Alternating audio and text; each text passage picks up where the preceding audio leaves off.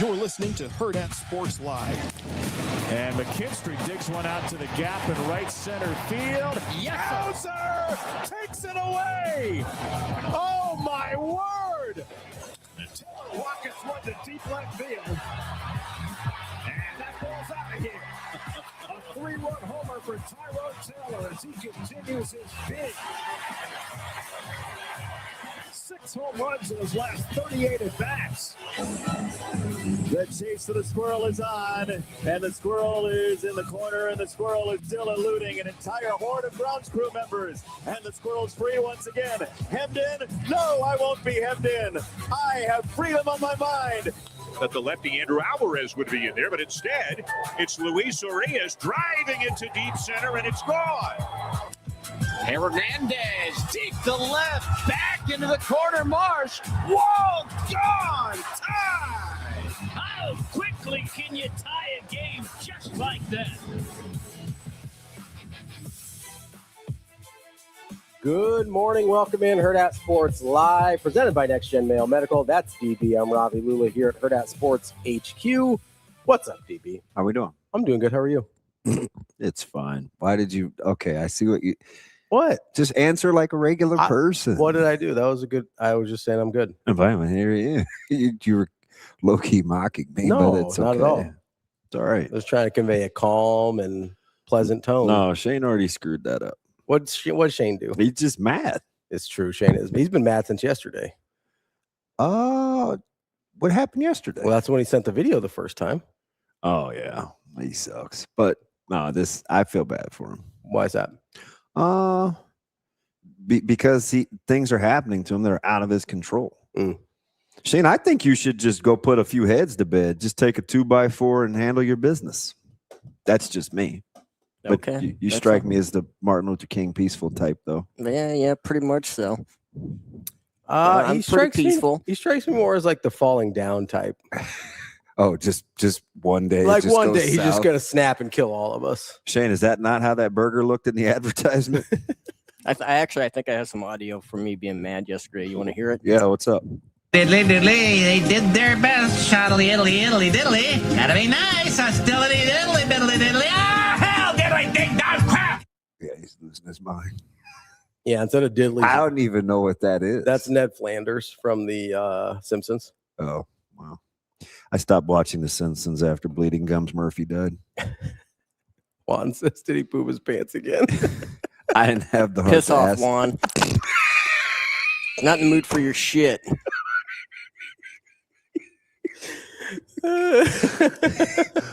He just told Good morning, my Juan. man Juan to urinate off. Shane, you can't say that to people. I'm sorry. I apologize. It's 7:03. Yeah, we got expletives already. 7:03 in the morning. People's moms are listening. I told you he's not happy. No, they're not back to school yet. We're fine. I'm not happy about that. Wow. Shane, those are so aggressive. It was. I told you he's angry. I feel like that's what he wants to say to me all the time, but he's a little afraid to. I saw him this I love morning you and I too, go Juan. and I said, God, you look mad. He said, I am mad. Did he give you like the Hulk? That's my secret. I'm always angry. Well, he's just weird. Be all right, Shane. Do you need me to come talk to some people? Can you bring a 2x4? Damn. What was that? Standing tall? Walking tall? Oh, yeah, with The Rock? Yeah, I prefer I'll it take with a Joe Don 2x2. Baker. But Yeah, he does. Walking Tall is the one I know. With the yeah, it's got like the... Joe Don Baker was the first guy. The Brock redid it. Gotcha. I didn't know that. Yeah. Well, it's old. This was really old. Shane. Is that like a 70s? Yeah, Yep. I like those 3 movies. Actually, 4. There's 4 of There's them. 4. What? Wait, what? Well, there's the Joe Don Baker, and then there's the 2 that were after, and then there's the Rock one. Well, who's the 2 that were after? Was it like spinoffs after he fixed the town? I think so. I can't remember. It's been a long time since I've seen them. Well, it sounds kind of made up. Are you sticking to that? Yeah, I'm Walking sticking to it. Tall, 1973. What was after Walking Tall? I'm not seeing anything here. Let's see sequel. Type of sequel in here. See what we got. Heath, there was a reporting of a 19-foot male about 30 miles off the coast of San Francisco. That is a big boy. That's a shark, just for lack of reference there. Well, Heath asked me how I felt about sharks having their own week. I know, but if people didn't see the comment, then... well, I don't listen. I can't take care of everybody. For the podcast listeners, we're talking about sharks. I think now. You should say good morning. Good morning, podcast listeners. In case you're wondering, Shane was correct. Walking Tall Part 2, 1975, and Walking Tall, the final chapter, 1977. Oh, that's interesting, Shane. How'd I miss those? Joe's not in either one of them. So. Well, where was Joe? Had Joe passed? I think he just moved on. You can't. How could you have Part 2 without Joe if Joe was still able? Bo Svensson and Sheriff Buford Pusser replacing Joe Don Baker from I'm the glad first. You said that slow. I just got to be careful here. Replaced him. Well, you already put your foot in your mouth this morning. What difference does that make? That was out of context. And in my defense, did you not have that flavor last week? I'm not even talking about the watermelon thing. Okay. You said, is that a black person thing? Okay. Two shots in the first 4 minutes. We're not even on air. Those weren't shots. Those are questions. You were okay. Correct me if I'm wrong here. You were talking about like shower products, right?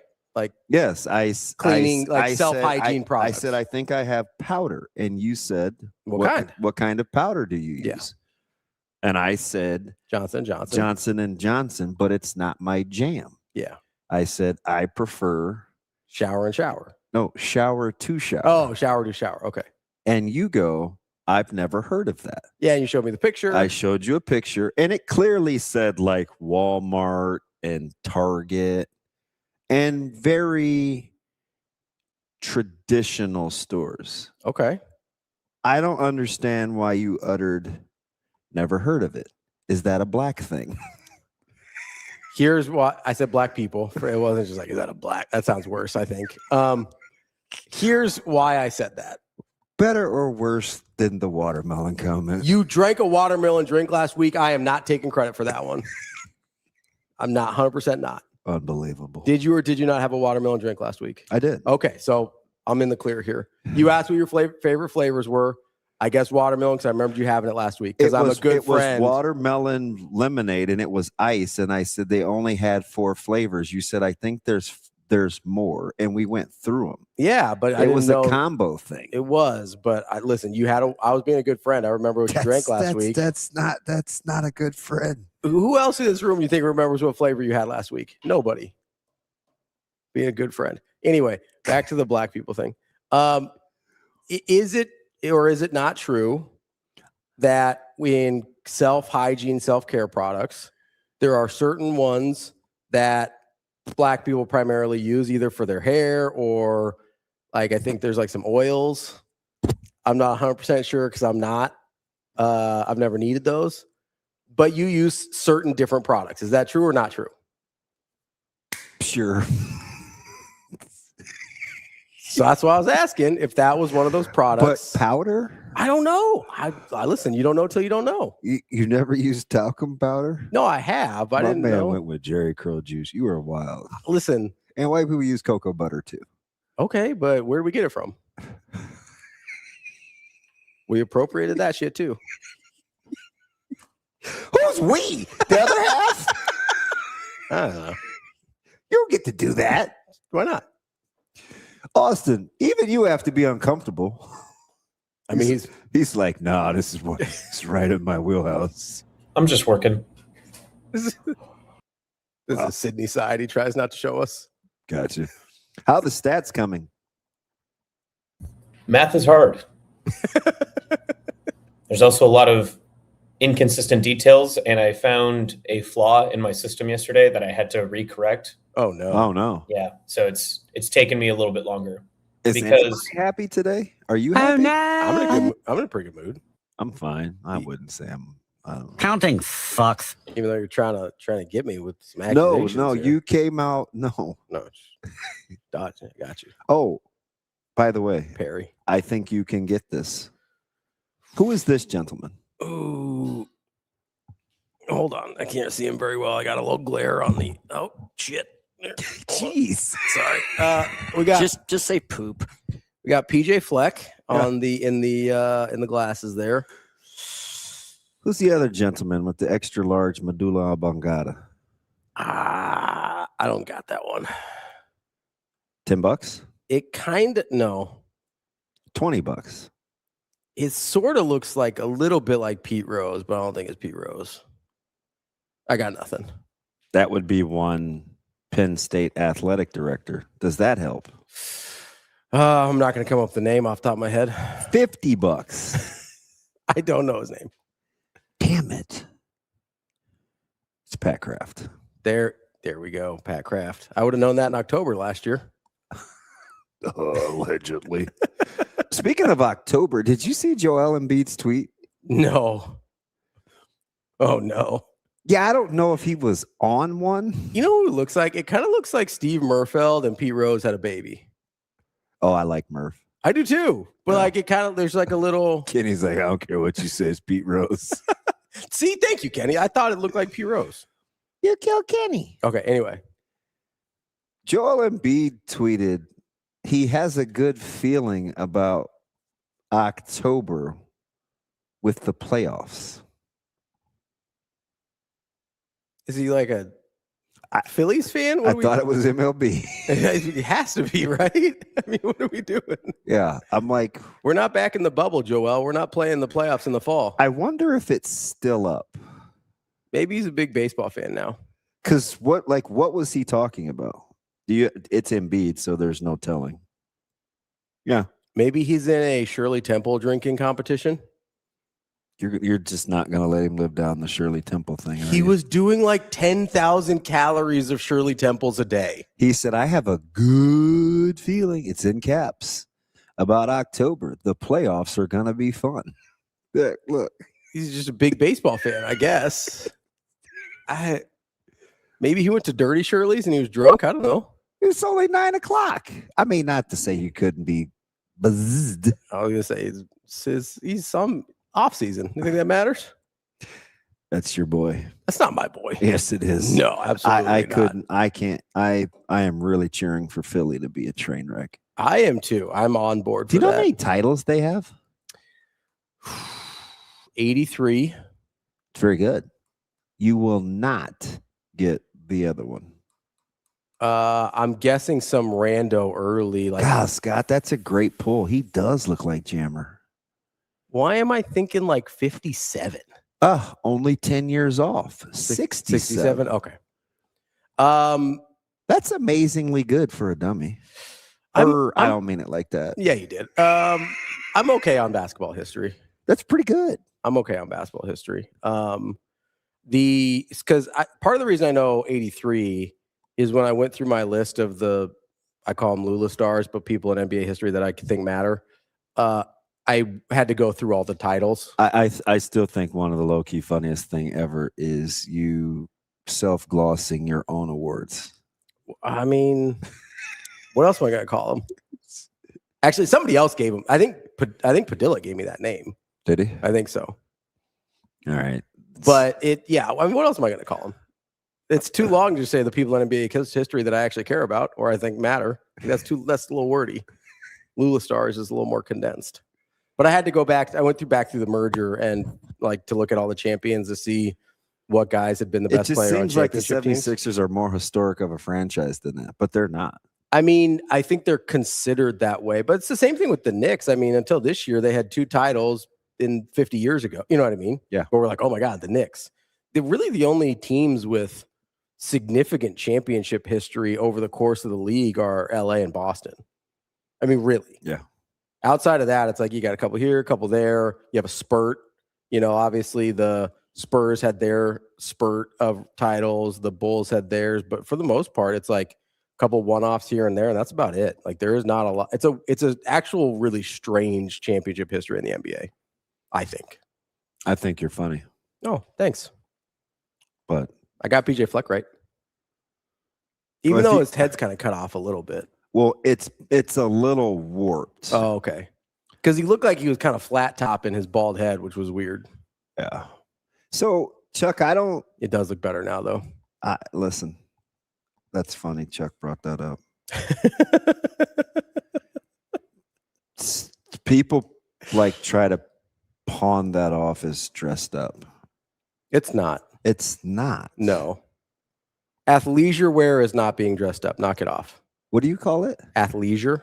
Athleisure. That's- You didn't make that up. That's No, that's like a term. I think athleisure. that's like basically Lululemon's entire like brand is athleisure. Okay. It's like gym clothes people wear in public is basically the broad definition. But Yeah. people wear, golf pants instead of like dress slacks, and it's like, come on, No, man. I've done that.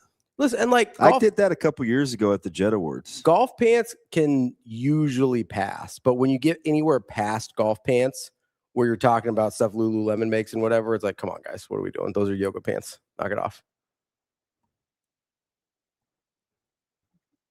Listen, you saw the fit of PJ Fleck. You can't tell me those were any looser than yoga pants. My man was vacuum sealed in there. Just go crushed privates.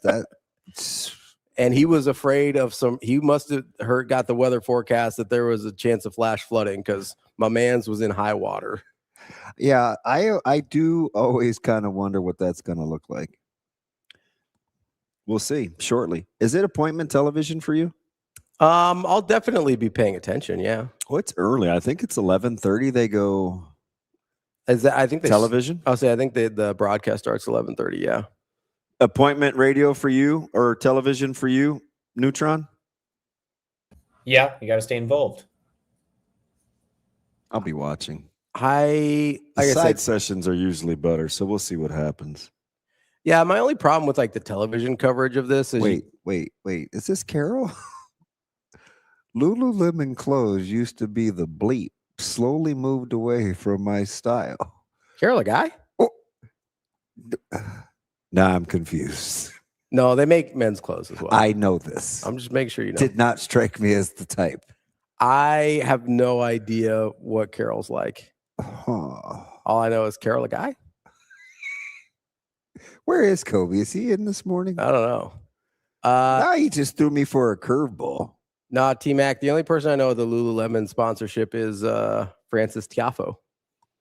That's his apparel brand of Which choice. is famously a brother. It is. Sort of. I mean, he's dark complected. He's not African American. I think he was born in New York. I think. Of immigrant parents. Well, all of us had immigrant parents. You go far enough back. Even Austin.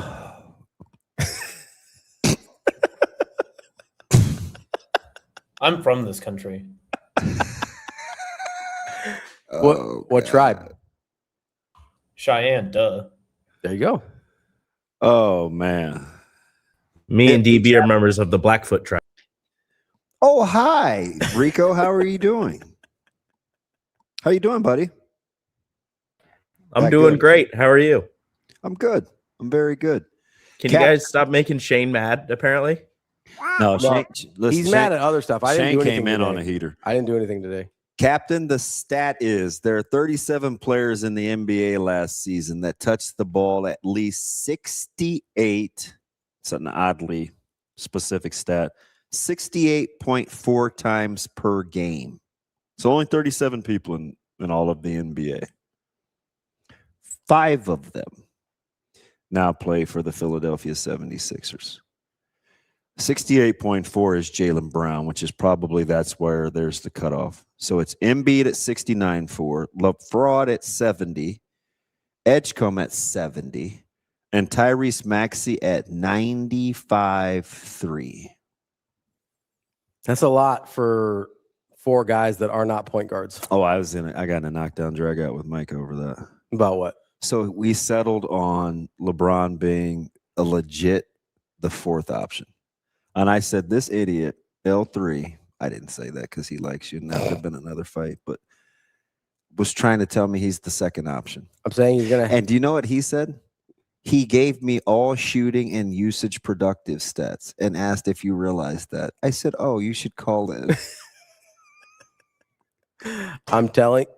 Sorry. Every time you jump the table, I can't hear anything anymore. That's that gum. That's what keeps the system together. Yes. No, You can use it to plug holes in your deck.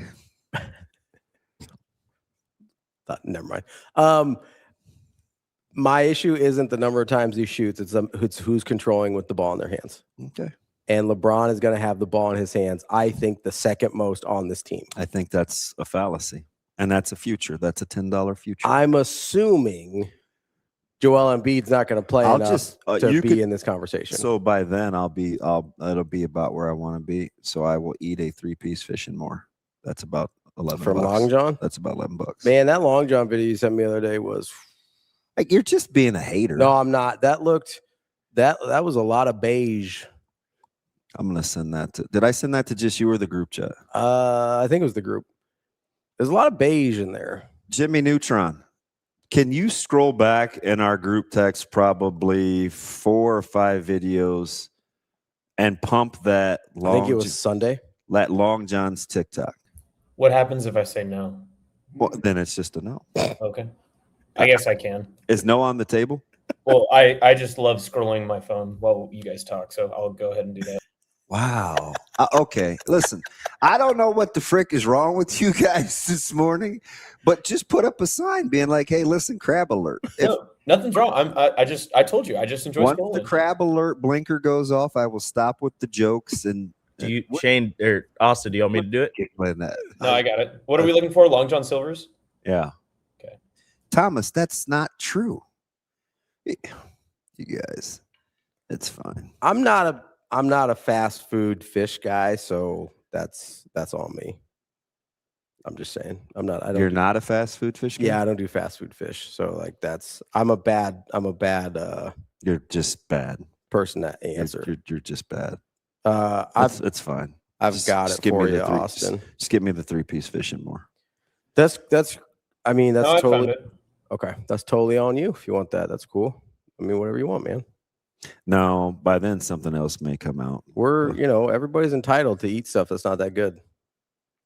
It's just that's within. I watch your breakfast, and that's a practicality issue. It's not like I'm sitting there and I'm like, all the breakfast in the world, what do I want? And I'm like, these prepackaged Keebler crackers. That's the thing. Like, that's just what's there. It's what's available. It's what's easily portable. Mo Fish is so bad. What is a Mo Fish? Is that a restaurant? Yeah, I don't. It's far away from you. Okay. It's very far. I had a bad experience. I don't do. That's 2012, which was easily the last time I ate bone-in catfish. Ugh. Oh. I don't do catfish either. Now that was traumatizing. Yeah. No. Yeah, I haven't had catfish in 13 years. That sounds not fried. Yeah, catfish is. I'm not a catfish guy. Me neither. Corners. LGS is the restaurant fish. Like Busch Light is the beer. It just hits the spot sometimes. No, I am a walleye guy. That's fine. I am a walleye guy, Cap. Bowling Cap. It's horrible. Yeah, I don't know why you would do that to yourself. Juan, the list isn't that long. Of the traumatizations, there's probably only about 5. Bone-in catfish. That's one. See, Jack, everybody says that. It's like he says do catfish right and it's awesome. That's a fib. That is not. This is how I feel when people try and talk me into turkey. I'm just like, no. They're like, no, if you cook it right. I was like, no. No, we're not doing that. I'm telling you, there's something metally or dirty or it is. It's a bottom feeder. Or grovelly about catfish. Yeah, they taste disgusting because they've been eating it has nastiness. Where'd you send it, Juan? Twitter? Let's see. Teeter says, I like catfish, but it's not clean right. Forget it. Yeah, I don't. Sasha says catfish tastes like dirt. Yeah, it does. Like metallic dirt. It's not good. Oh, that's funny. That is definitely something Shane could use. What, metallic dirt? No, my man Juan's that is the perfect size. Look how little it looks in his hand. Shane, Juan's got something for you. I'm sure he does. That's funny. TK, how long is the list now? It's not that long. Your Long John Silver's is ready, by the way. Yeah. Can you just roll that, please? There you go, Ryan. This is for you. I mean, how long could you eat that? For the podcast listeners, what's going on? Watching a video of of a bunch of Long John Silver's fish and hush puppies. Hey, drag that back to the beginning. Like, you're not eating that? No, that looks terrible. Oh, God. Look, it's just all blah. Look how dry that looks. It's fine. It's like the Sahara out there. Go eat a fistful of sand. He said if you bread and fried, amazing day. If you bread and fried something and it still isn't good, it started as trash. This is who you're trusting to make your fish? Well, what's wrong with him, Neutron? Look, he's got the dough. He looks a little like he's spent time making it fresh. What do you mean? I'm sure. Well, he's a little messy, got the batter on him and stuff. Yeah, looks like he's actually been working. Yeah. Okay. Didn't pull it out of a freezer. No, that's good. I mean, I'm sure it came out of the freezer at some point, but Ranger, if it has skin instead of scales, something's just wrong. I'm just saying it's TK, no, Chuck, not a chance. I'm eating Rocky Mountain oysters. I have tried them. I just don't get it.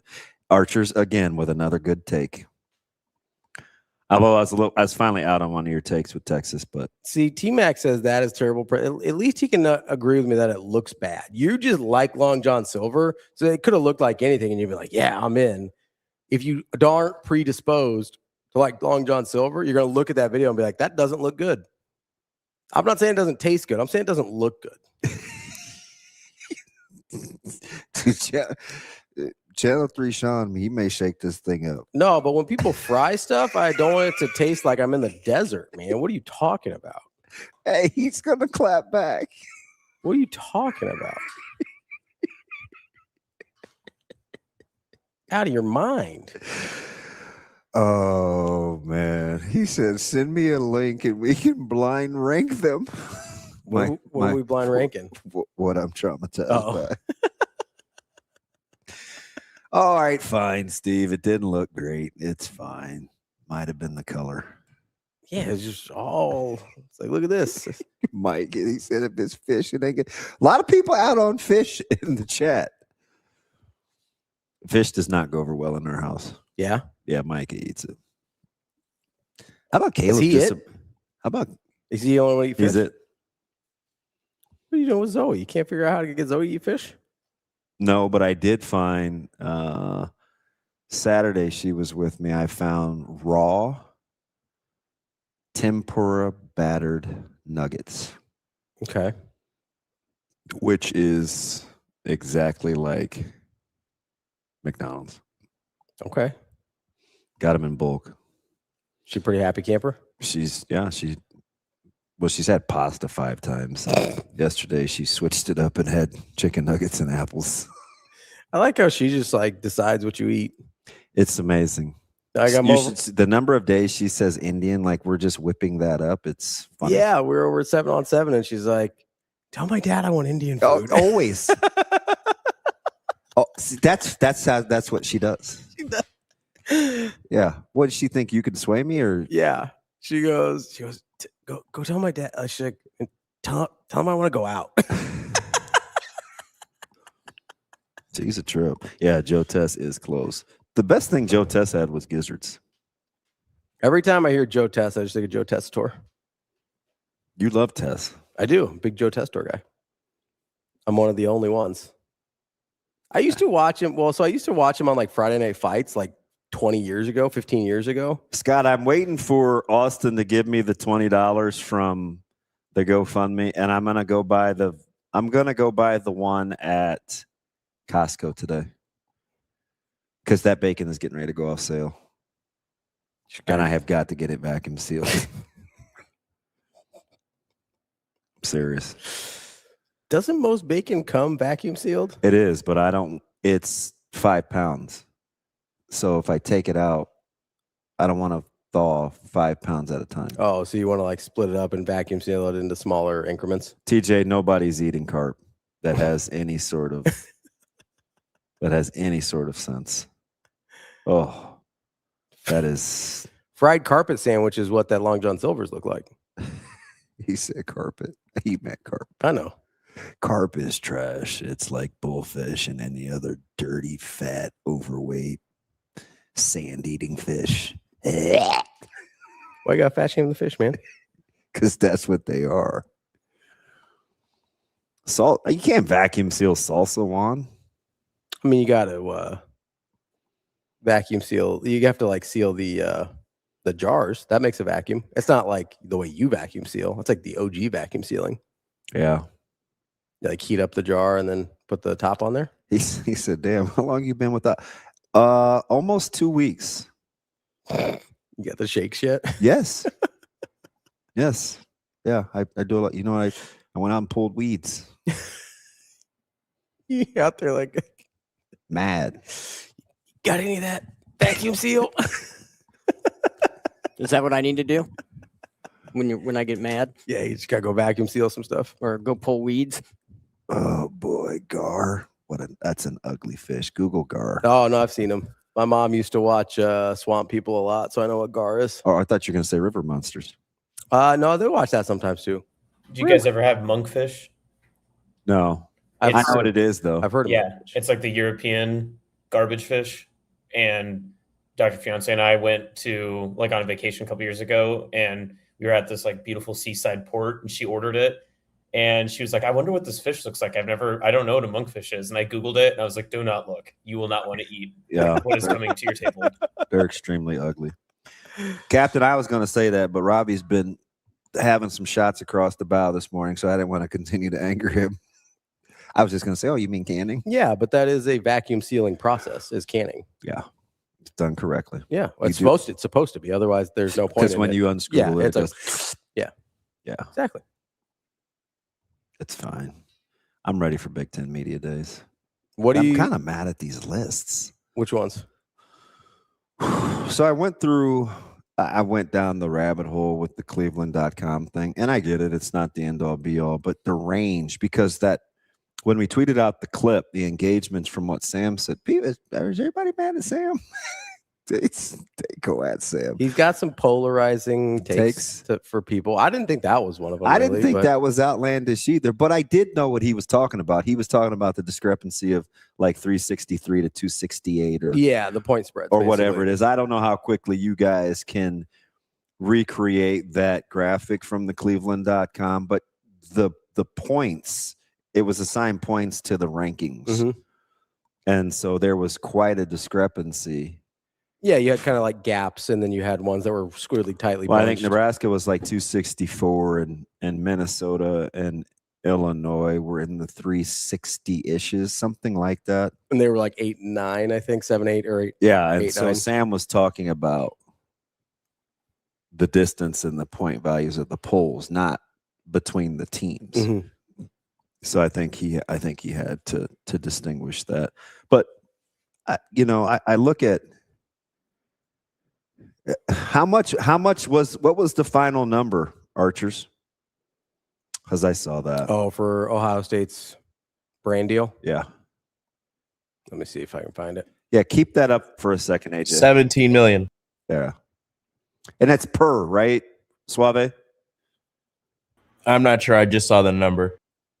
Nearly 17 million per year. Yeah, it's per. According to Pete Thamel about a half hour ago. So Sam's talking about, 246, but I mean 246 points, 361 in the voting points with Iowa, Illinois in the 300s.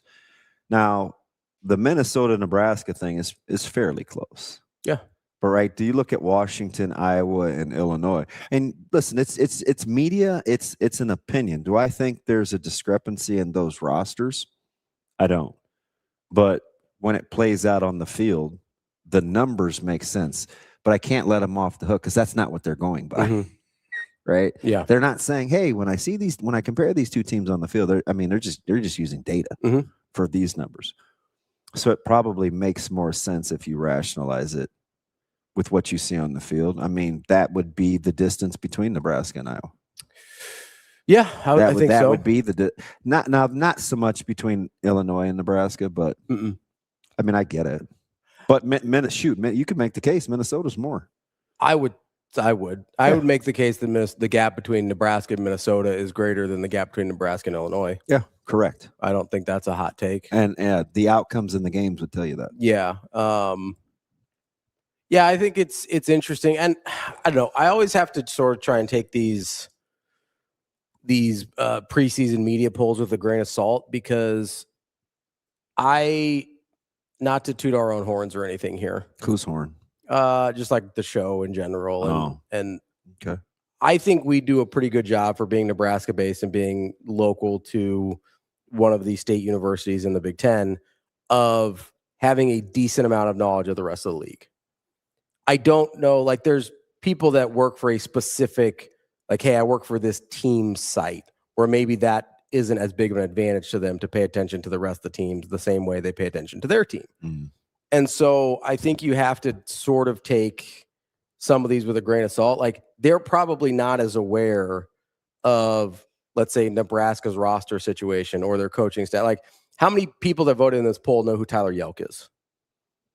No, I get it. You know what I mean? Like, so there's or getting in the weeds Roy with Manning versus Lonnie Teasley versus Corey Brown versus Jeep. You know what I mean? Like, there's some nuance there that we're aware of, and that I think, again, we do a pretty good job of being aware of other teams as much as possible. Not to the same extent that their beat writers are usually, which is why we talk to them. But I think there is a bigger gap between knowing your team and knowing the rest of the league for most of the people that vote in this poll. Mm.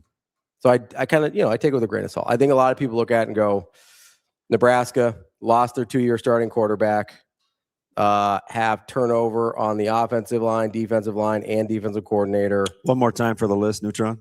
And that seems like it could be trouble for Nebraska. We like their transfer portal class, okay, so maybe that evens it out to a certain point, and they probably end up where they did last year. And where they finished in the conference last year, right? Yeah. Because you can't really make the case. They're not ahead of Minnesota. Not right now, no. They're not ahead of Illinois. Nope. They're not ahead of Iowa. Nope. We'll see with Washington. But they haven't really been. And the funny thing is the teams that are 4 and 5 last year, you could easily make the case Nebraska could have or should have won those games. Especially with USC, I think that's a very easy argument to make. I mean, and even Michigan at a point, you're like, wow, they're going to win this thing. Yeah, but it didn't feel like they should. Not early, you're right. No, I understand. So, but yeah, it's a fair point. That's a 3-point game, both of them. Yeah, for the discrepancy. Yeah. You know what I mean? Mm-hmm.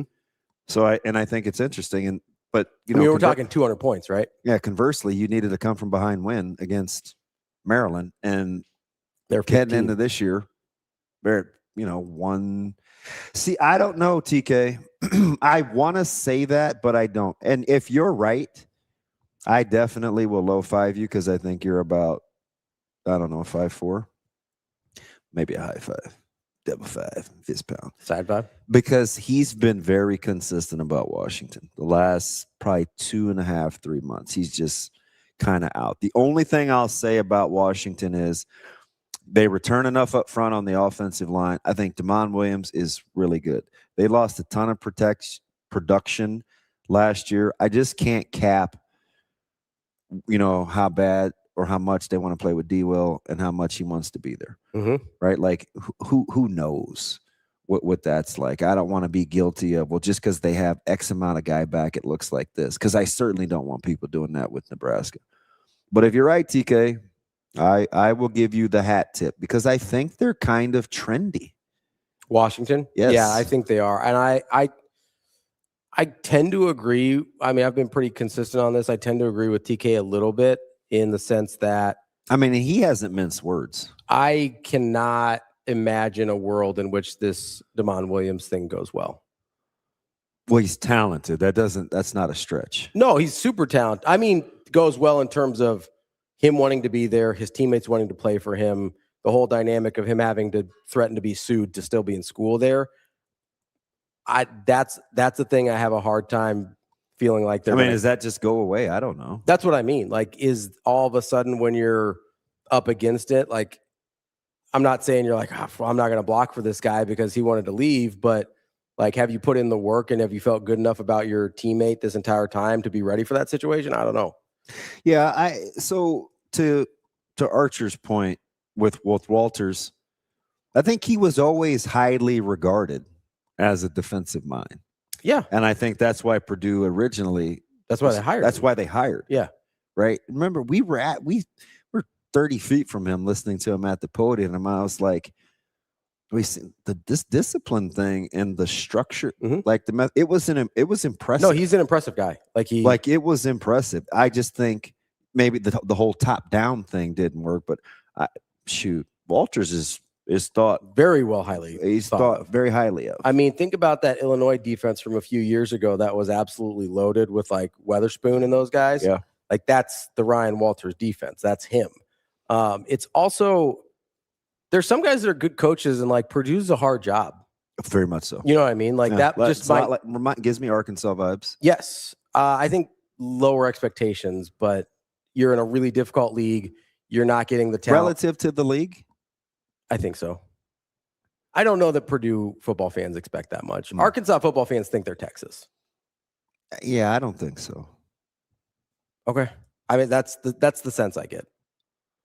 Maybe they don't think they're Texas. They think they should be competing at the same level as Texas. Okay. I don't get the sense that Purdue thinks they should be competing at the same level as Notre Dame. I wouldn't arm wrestle that. Like, I mean, maybe. Now, the Indiana thing might piss Purdue off in some kind of way. I think they were always okay with Notre Dame being better than them. Yeah. The Indiana being better than them in football might hit them some kind of way. So Emmett is with TK as well. I wonder how long it takes or what Fish has to do to get Washington out of that. I hear my heart here. Mm-hmm. That it's slightly above the Rutgers thing. Oh, okay. Where you look at them every year and you're like, look out. Yeah, oh, tough out. Look out. Instead of just, hey, they're good. Right. So they're not there yet. I feel like since Washington's been in the conference, though, this is kind of what we've said. Yeah. Like, oh, that's a tough one. That's gonna be a tough out.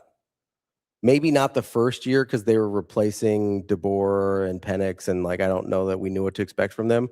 But I think since then they've been sort of the be careful. That's a tough trip. I think part of it's location for both of them, honestly.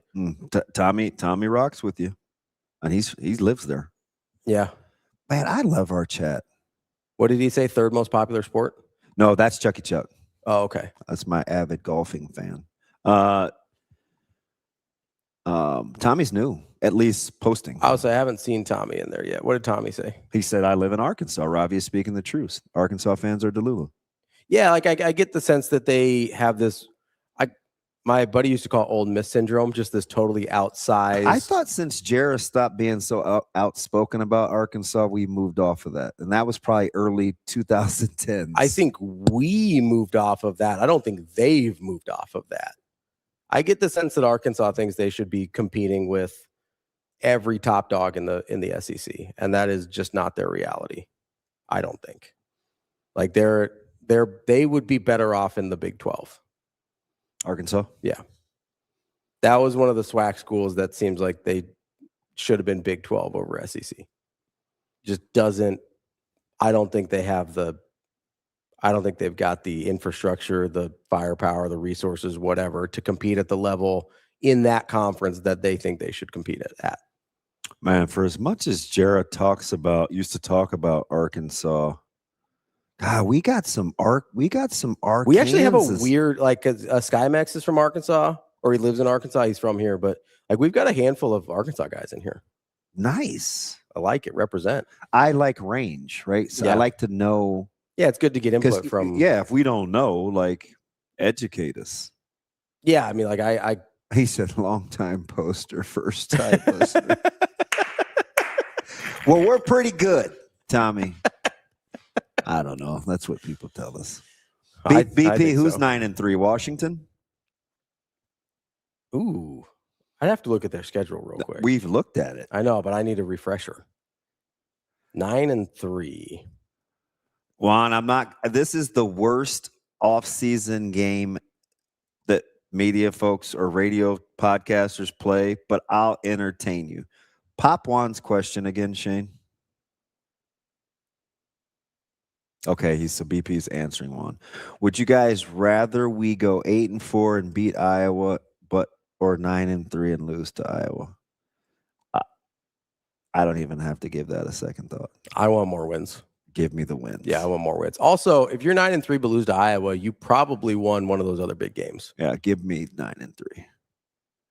Or if you lost to somebody you shouldn't have, that means you won a couple of those big games. Yeah, blow that up for me. We've went through this with did we do this with, I think with we did Brian, with or is this just us? We might have just done this with us. So it's Washington State, Utah. Give me a little more juice on that, please, A-Train.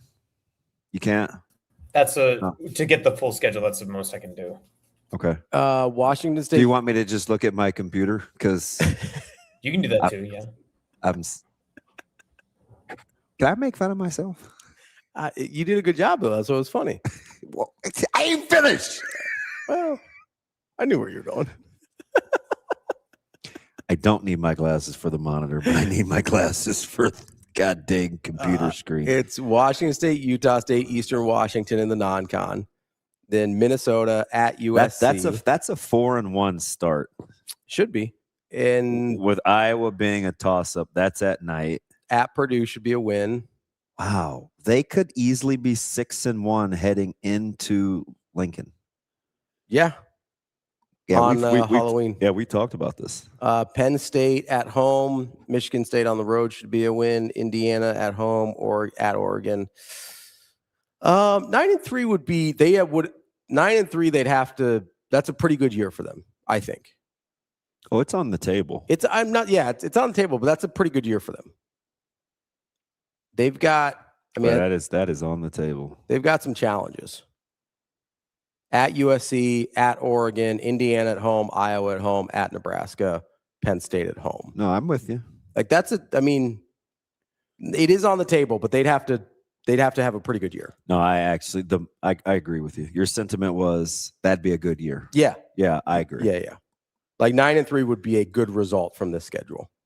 Boy, it gets pretty heavy in the back end. That's sneaky tough. It gets pretty heavy in the back end. You don't have a lot of breathing room after October 3rd. And I do like the roster, but to Archer's point, I don't think anybody's disagreeing with the top end talent. What I think is they need to find 30 guys. I don't think they have a ton of depth. They need to find 30 guys. So, like a lot of teams, if they stay healthy, when somebody besides you mentions anybody besides Damon Williams, it'll be the first time. Oh, really? When we're talking about Washington in the offseason? Pretty much. I could see where you'd say that. It's Damon Williams, it's Jed Fish. I do it too. I'm not absolving myself of this.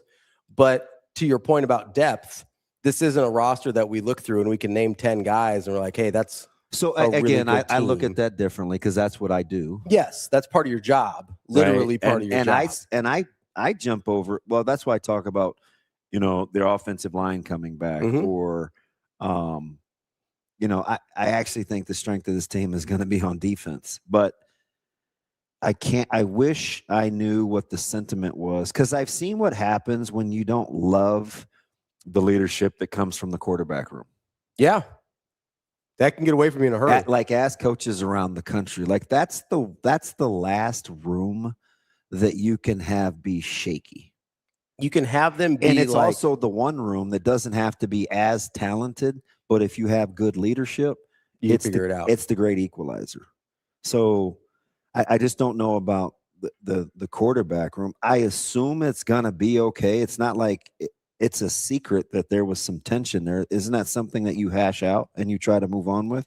I mean, how many meetings do you think they've had? Well, so here's the problem, though, has Damon Williams moved on? I don't know. Because if he hasn't, going to be pretty tough for anybody else, too. If he feels some kind of way about having to give up $2 million. I feel some type of way. How would you feel if somebody sued you and cost you $2 million because you couldn't go where you wanted to go? You wouldn't love it. And I bet you wouldn't love doing that job anymore. And you're older than 21. Mm-hmm. That's the part. It's not just he didn't get to go to the school he wanted to. Washington forced him to not take $2 million extra dollars. Do we have another Arkansas? Yes. Dang. That is wild. Yeah, that's 4 or 5 just today.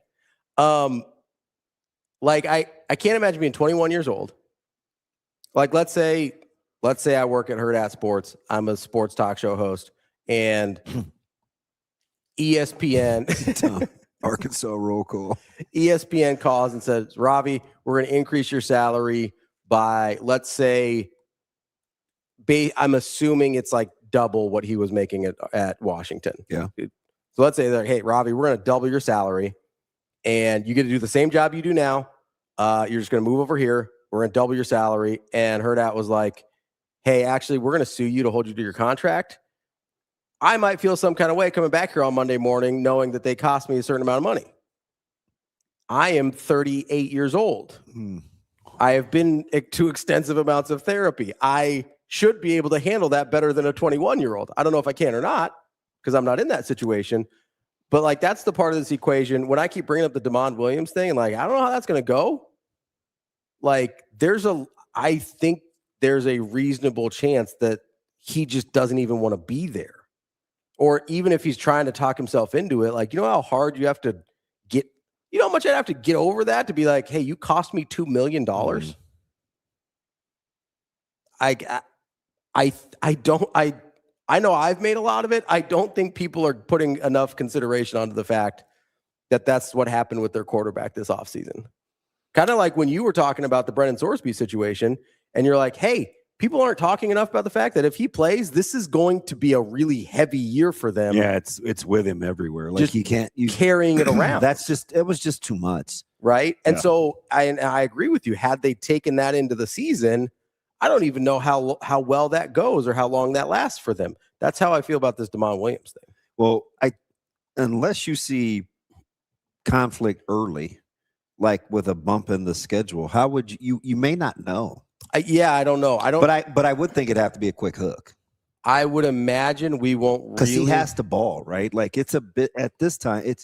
You got to be a pro. We could know at Minnesota. If there is something weak about you internally, Minnesota will squeeze it out. Wait, that's in Minneapolis, right? Is that their first? No, week? that's a home game. Is that in Seattle? That's a home game. Minnesota will force your.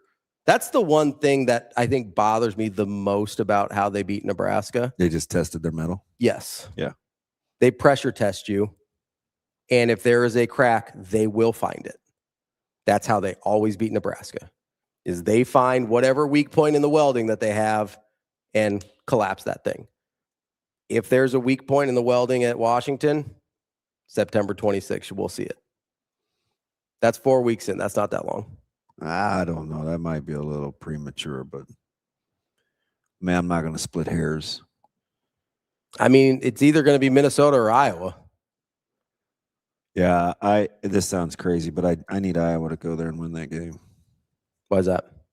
Because Iowa is going to have some of their own issues. Mm-hmm. So let's get an early hiccup in Washington before. Get a coin flip out of the way. Yeah. So go ahead and have SC and Iowa win. Mm-hmm. And then kind of be a little bit hungover, even though I think you get the bye. They have a bye after Purdue before Nebraska. Yeah. And then go stub your toe at West Lafayette. Now we're cooking with peanut oil. How's that for myopic forecasting? So I'm kind of the opposite. You want them coming in sky high? Not sky high. Fresh off the Puget Sound? I would listen. Best case scenario, they lose Minnesota, SC, Iowa, beat Purdue, lose to Nebraska. There are so many teams like this, though, that we're hanging our hat on. And I looked at Illinois' win total. Why is it so low? We put 9 wins? We penciled Illinois in for 9 wins on a humbug, just rapid fire through the schedule. Their win total is what, 7.5 or 6.5? I thought it was 6.5. You usually keep that tab open. I've got it up. I'm just gonna refresh it, make sure it hasn't changed. I thought it was 6.5 because I remember you saying like, "Hey, is that way too low?" Yeah, it's 6.5 for Illinois. That's ridiculously low for that schedule. Yeah, that is low. I do have concerns about the just sheer amount of turnover. Yeah, that they have. Yeah, that's true. So I think they may stub their toe early a couple times before they get it all figured out. I would agree with that too, Corn Raider. He said, I don't think his teammates give two shakes if they think he can win. Much more internal conflict with Sorsby. Oh, no question. No yeah, question. internal conflict, sure. Because I think even players at the collegiate level will understand business decisions. You know, and his teammates might. That's why I brought up how he feels about being there. I understand. I think those are separate. Yeah, that's why I was agreeing with Corn Raider, right? Because I think they're two separate things. Yeah. Because as players, this is a more pro thing than college. I don't know if college has had a chance to get acclimated enough to it yet, though. You just typically don't pocket watch. Yeah, once they're in the room, they're in the room. College is a little different because they're younger, and not everybody's made their money yet, and they're newer to this. So, I actually think the NIL thing makes it easier the NIL thing makes it easier in the NFL not to pocket watch because more guys have made their money by the time they get to the NFL. Yeah. Whereas in college, most of those guys haven't made, and I'll be honest, like there's huge discrepancies too in college. Like there's no vet minimum in college. And I do think that matters to a certain extent. I do think the maturity is part of it. Like we're talking about young guys here. Yeah. I mean, I think for Washington, they bring back 9 starters on defense. Yeah. Right. You're going to play a true freshman, I think. And Coleman Brusa. Mm-hmm. And you have a transfer in Canley in the secondary. Outside of that defense comes back. That's the part that should travel. Yeah, I would agree. Like that's the part that should travel. Now, they may have to start a freshman left tackle, but you bring 4 of your 5 linemen back. Yeah, so if you have to start a freshman, that's not the worst scenario to do it. You just don't usually want those guys. It also does help up front with Williams' skill set. Like if you're gonna have a guy that can navigate maybe a leaky O-line at certain points, Damon Williams is probably pretty high on that list. I mean, you lost a very productive back. Yeah, and I think their starters transferred in. Let me see here. I've got their roster. I think it's Jaden. Is it Lair? Lamar, Jaden Lamar. Yeah, it's Lamar. Lamar, I think is how you pronounce it. Yeah, he's their first. I believe their top 2 backs have transferred in. Trey Cooley is who they have as their backup, listed as their backup right now. So Coleman was so good. Yeah, he really was. And I don't know that people outside of the area appreciated that, how good he was compared to. Well, that's how I feel when we'll see KJ Duff.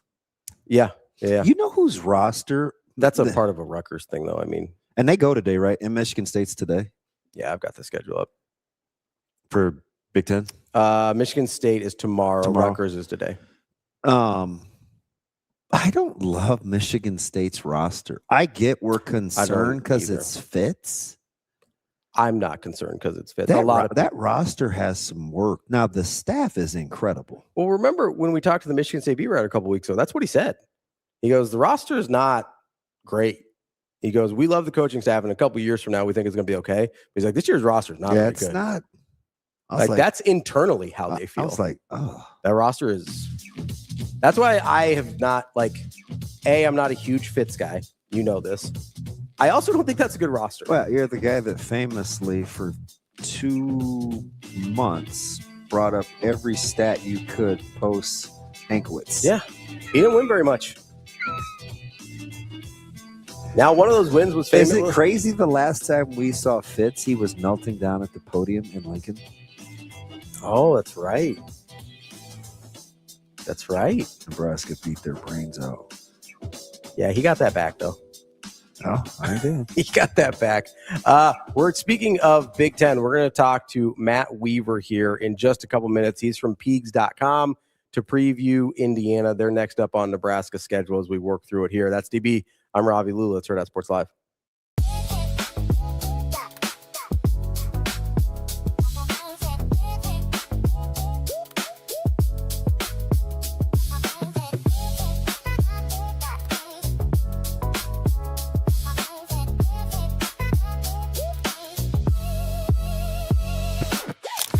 It's time to sizzle into summer at Edwards Kia.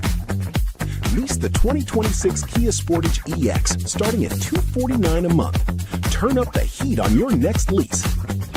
This July, the savings are as hot as the season. We've also got the 2027 Kia Telluride S starting at $449 a month. Don't wait. Sizzle into summer this July at Edwards Kia. It pays to make the drive to Edwards Kia.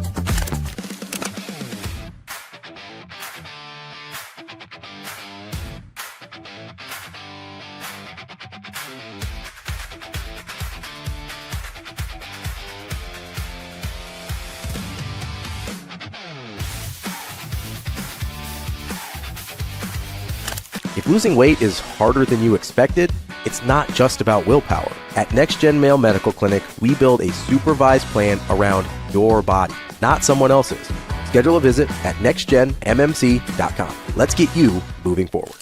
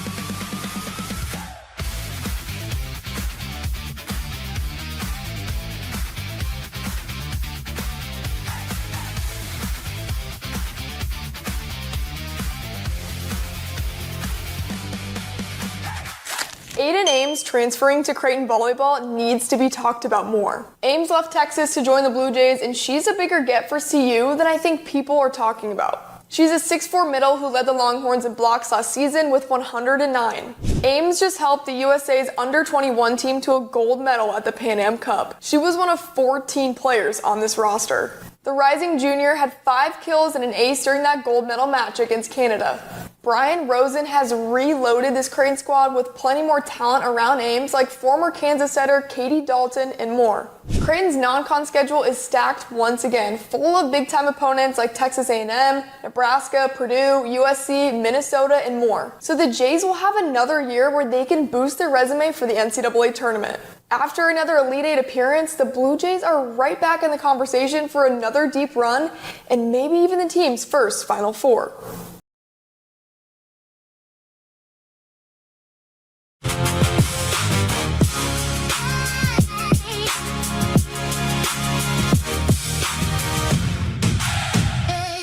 You're listening to Hurrdat Sports Live. Welcome back, Hurrdat Sports Live, presented by Next Gen Male Medical. That's DB. I'm Ravi. Lulla here at Hurrdat Sports HQ. We are joined now by Matt Weaver. He covers Indiana football for Peegs.com, part of the 24/7 Sports Network. Matt, how are we doing this morning? Pretty good. How are you guys? We are good. Thank you for joining us. It's got to be a heck of a time to be a Hoosier fan. But I want to walk you back here just a little bit, because as on the heels of Big Ten Media Days, a couple of years ago, we were there early. Our show was setting up, and Coach Cignetti was kind of off to the side. He was really early. There were probably only about, 15, 20 people in the arena. He was talking to Adam Rittenberg off to the side. So I was just kind of being nosy. And I came back over to the table before our show started, and I told Ravi, I said, Cignetti's he's got this presence. Like, you have to listen to him talk. I'm not sure if he knows, because we've known Adam forever. I was like, I'm not sure if he knows Adam or not, but his delivery is fascinating. And remember, I was just captivated by it the whole time. At what point did you guys think you knew from his delivery and his methodology and how he talked that you may have one? Maybe not national title have one, but how he could speak things into existence. Well, his opening press conference when he was hired, he was impressive. I'd say for me, I think it was a signing day. I think it was a Zoom call, the Google Me, which has become famous. I win, Google Me. Yeah. That's when I was like, okay, this guy's a little bit different. And also when he got hired, if you remember, he went to the basketball game that night. I think it was on a Wednesday, but I can't remember the exact day. He went to a basketball game and he said, Purdue sucks, and so does Ohio State and Michigan, to the entire basketball crowd at the game, which was obviously incredibly ballsy. But I would say for me, it was really when, the kind of the Google Me, because it was just so deadpan and serious. Like, it wasn't even really tongue in cheek. It was just like, literally, I win. So, now did I think it was going to be what they've been the first 2 years, and especially this past season where they were, it's arguably the best season in college football history because they had to go 16-0. I wouldn't say that, but I did think that they had found a guy, and I had told people before they hired him, I'm not trying to pat myself on the back, but when it started going sideways with Tom Allen, I started doing some research. Like, if I was the AD at Indiana, what would I look for? And I would try to find a guy who had won at places where they hadn't won before he came in, and immediately you impact change, which is what, to me, that's what winning's about. You take other people's players and you win right away. You can coach. You're a ball coach, and that's what Indiana needed. And obviously, that's what they found. It's pretty simple. I win. So, Google Matt, me. When I'm looking at this offseason, this is obviously an offseason unlike any other in Indiana history, right? So, I mean, you do, in a sense, a lot of the same things we do in keeping a pulse on the fan base and things like that. Like, just what has this been like since they won the national championship? And I guess I'm really fascinated about what the expectation level is sort of moving forward. Is this just like hey, that was incredible? It doesn't get much better national championship, but if that's the best it ever gets, we're cool? Or like, what's the thought process of being an Indiana football fan now? Well, as far as, the offseason, how people, you have to remember, this is a program that I think going into last year or the year before had the most losses or had the worst percentage of all time. I think Northwestern and then flip-flop, but they're still like second. So this is so new for Indiana fans. This is really uncharted territory. As a basketball fan, obviously for years the basketball program was really good, not as much lately, but so they're at least used to that kind of feeling. But with football, it's totally different. So I think for some it's still kind of surreal. It still maybe hasn't kind of completely set in, but I do think there is an expectation, maybe not, and I've told people I think the roster this season is more talented than it was last year on paper, but that team had incredible chemistry and incredible culture. Not that they can't have it this year, but you don't know it till they get on the field and they start playing, and you see them up close. But I think people expect this team to compete at the top of the Big Ten going forward with Curt Cignetti as the head coach and compete for CFP appearances year in and year out. Talk to me about, I'll get to Hoover here in a little bit, because I know Sig, was talking about the comparison between he and Mendoza and kind of where they were coming into the program. But I want to go to kind of a little hidden part. You had exceptional toughness in the backfield. You had two backs I felt kind of embodied the temperament of the football team. How does how does Turbo Richard fit in? Because I want to start with the physicality in which you played with on offense. And a lot of it started with the way that those guys ran the football. Yeah, and I think, for me, Turbo Richard might be kind of the most under the radar addition because he played for a bad BC team. He was, I think he ran for like 700-800 yards, but it was a BC team, I think, went 2-10 or something like that. They had a really poor season. You see this guy up close, he is absolutely put together. Like he's been chiseled out of stone. In the spring game, I really like the way he ran. He's got some burst. He reminds me of Kalon Black. That's who I compared him to. He kind of reminds me of Kalon Black, where he maybe a tick faster, but that same kind of physicality. Now, Kalon Black was special in that regard. He was like like a rolling bowl of knives coming at you. He was all knees and elbows and all that kind of stuff, and he was hard to bring down. I would tell Ravi, like about halfway through, I just love watching running backs. I said he's the most underappreciated running back in the conference, and he was splitting time. Like it was unbelievable how he was such a tone setter, constantly falling forward. Yeah, I agree, and he did a great job. So I think Richard, now he's got a lot to live up to. I mean, when I compared him, and that's that's a lot to live up to. And then Kobe Martin played more in kind of mop up time, but he's got a really good burst. They really like him. And then Lee Beebe was actually leading the team in yards per carry when he went down with that knee injury. I think it was the third game of the season last year. Now, obviously that was non-conference, but he was running well too. He should be back at 100%. So I like the running back room, but you're exactly right. It's that running back room. Those guys, Hemby and Kalon Black, they set a tone. And I mean, you saw it in so many games. To me, the one that really stood out was the Rose Bowl against Alabama. I mean, they just absolutely they beat the out of Alabama in that game and imposed their will and basically the second half just ran all over them. So let me ask you about because he had the famous bit about Nick Marsh wearing different colored shoes, and he nipped that in the bud. And we'd seen Marsh up close and personal when he came to Lincoln and East Lansing. And so you've got Marsh, you got Shaz Preston, the productive guys, but you lost a lot of. You look at a guy like Surratt, Cooper, uber talented. Surratt was a JMU guy. He got the culture of that room. You're brilliant at OC, but how about the additions of personalities? Is the trump card the culture, and you just try to get in where you fit in as players? Yeah, and again, that's what I'm talking about. I think on paper this roster is more talented, but we're going to find out how that works in the locker room. I think the only player for me on the field that's going to be for Indiana is going to be, to me, that's almost impossible to replace 1-for-1 is D'Angelo Pons. I think everybody else you can replace their production 1-for-1. But what I wonder about, and I'm not saying that they can't do it, but Aiden Fisher was an incredible leader. Elijah Surratt, incredible leader. Fernando Mendoza, great leader. All these guys, there's more of them. Can you replace that stuff that we don't see that's in the locker room behind closed doors? I remember last year in this early in the season, Aiden Fisher was talking about some of the transfers that came in. He said, "Hey, they're not living up to our standard. We're going to get that fixed." I mean, when they first came in, they weren't used to it. If that's the case this year, and I haven't heard that it is, but I'm just saying, if you have a few guys that maybe aren't doing what they're supposed to, do you have those guys? I think they do. Carter Smith, Bray Lynch, they got some guys like that. Defensively, Isaiah Jones, some other guys I think can be leaders. Tyreek Tucker, I know, is a guy that's really stepped up. But that, to me, that's what set that team apart last year, was what they had inside the locker room. So, I mean, Nick Marsh, it was a big story. What he's got to do is come. It's probably different. I mean, Indiana under Curt Cignetti is different than what he was used to at Michigan State. There's a reason why they had a coaching change.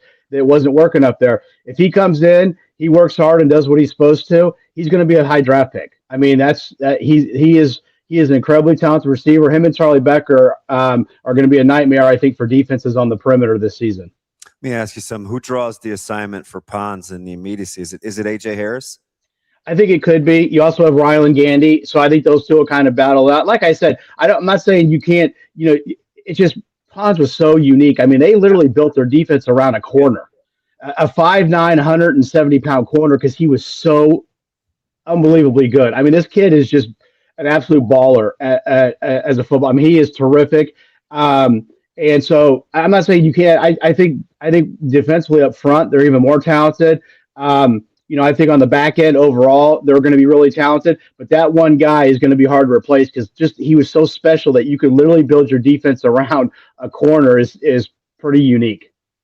Matt, I want to talk about the transition from Fernando Mendoza to Josh Hoover here for a second, because I sort of feel conflicted between just assuming things are going to work out the way Curt Cignetti coaches, and you go from Rourke to Mendoza to now Hoover, and you just kind of assume that the quarterback's going to be fine, but also don't want to discount how special the season was that Fernando Mendoza had last year in winning the Heisman and everything like that, and saying, hey, it's reasonable that there would be some drop off.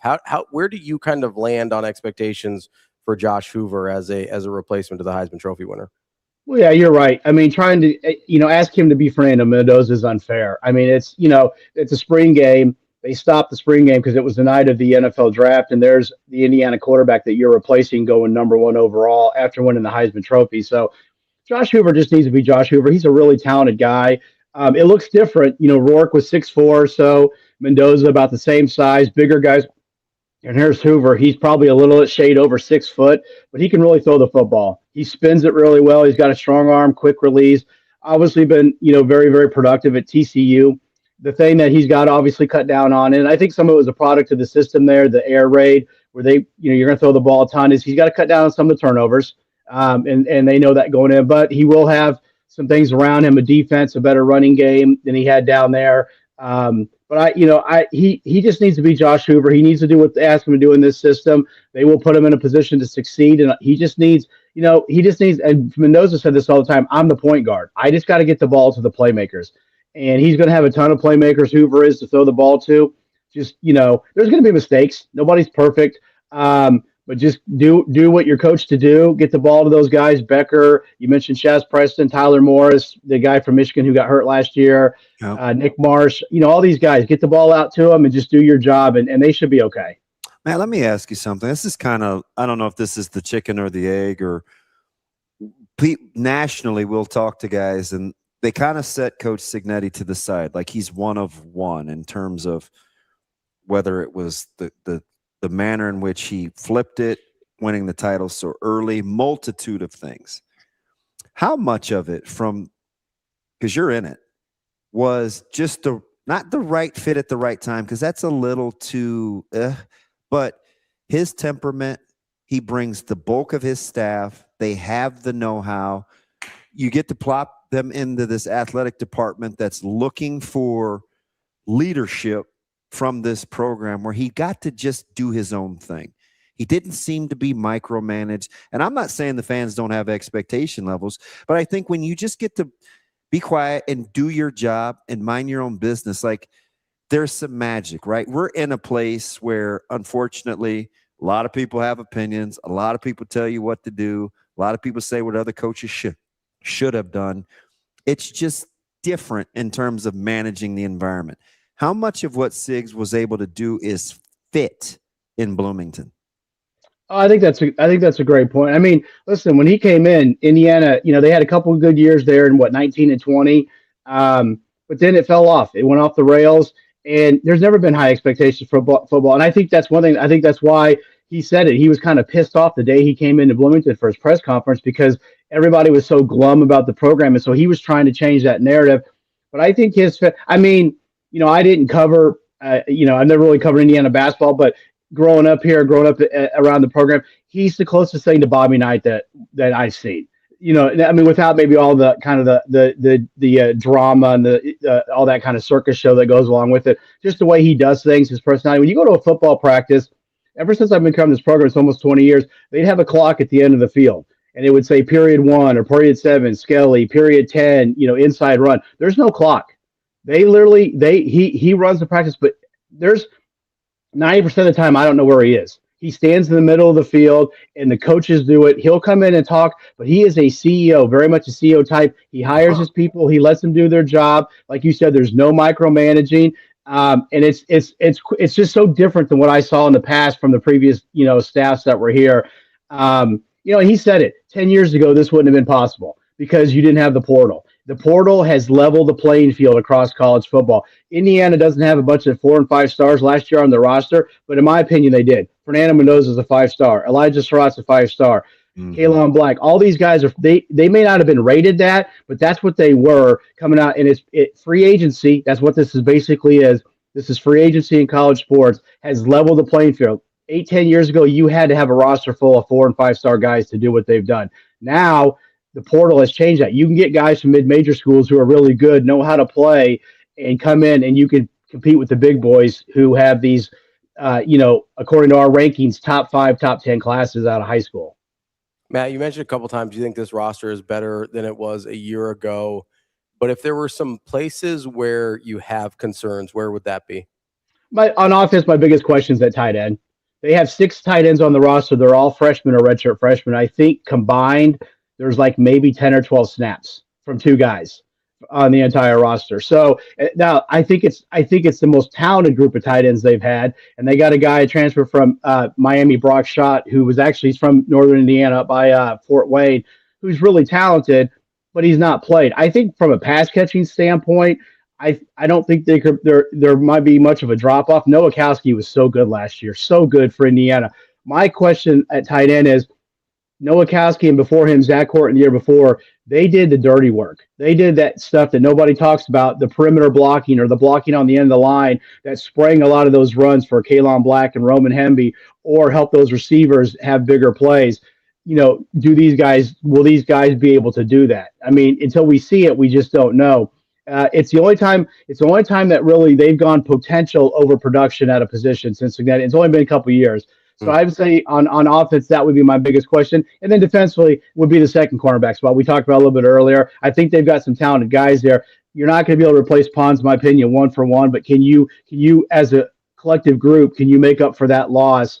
And then, linebacker, can you replace Fisher's production? Can be replaced? Can you replace the leader he was? Because Aiden Fisher was so phenomenal in being a voice in the locker room. Man, it's so fascinating.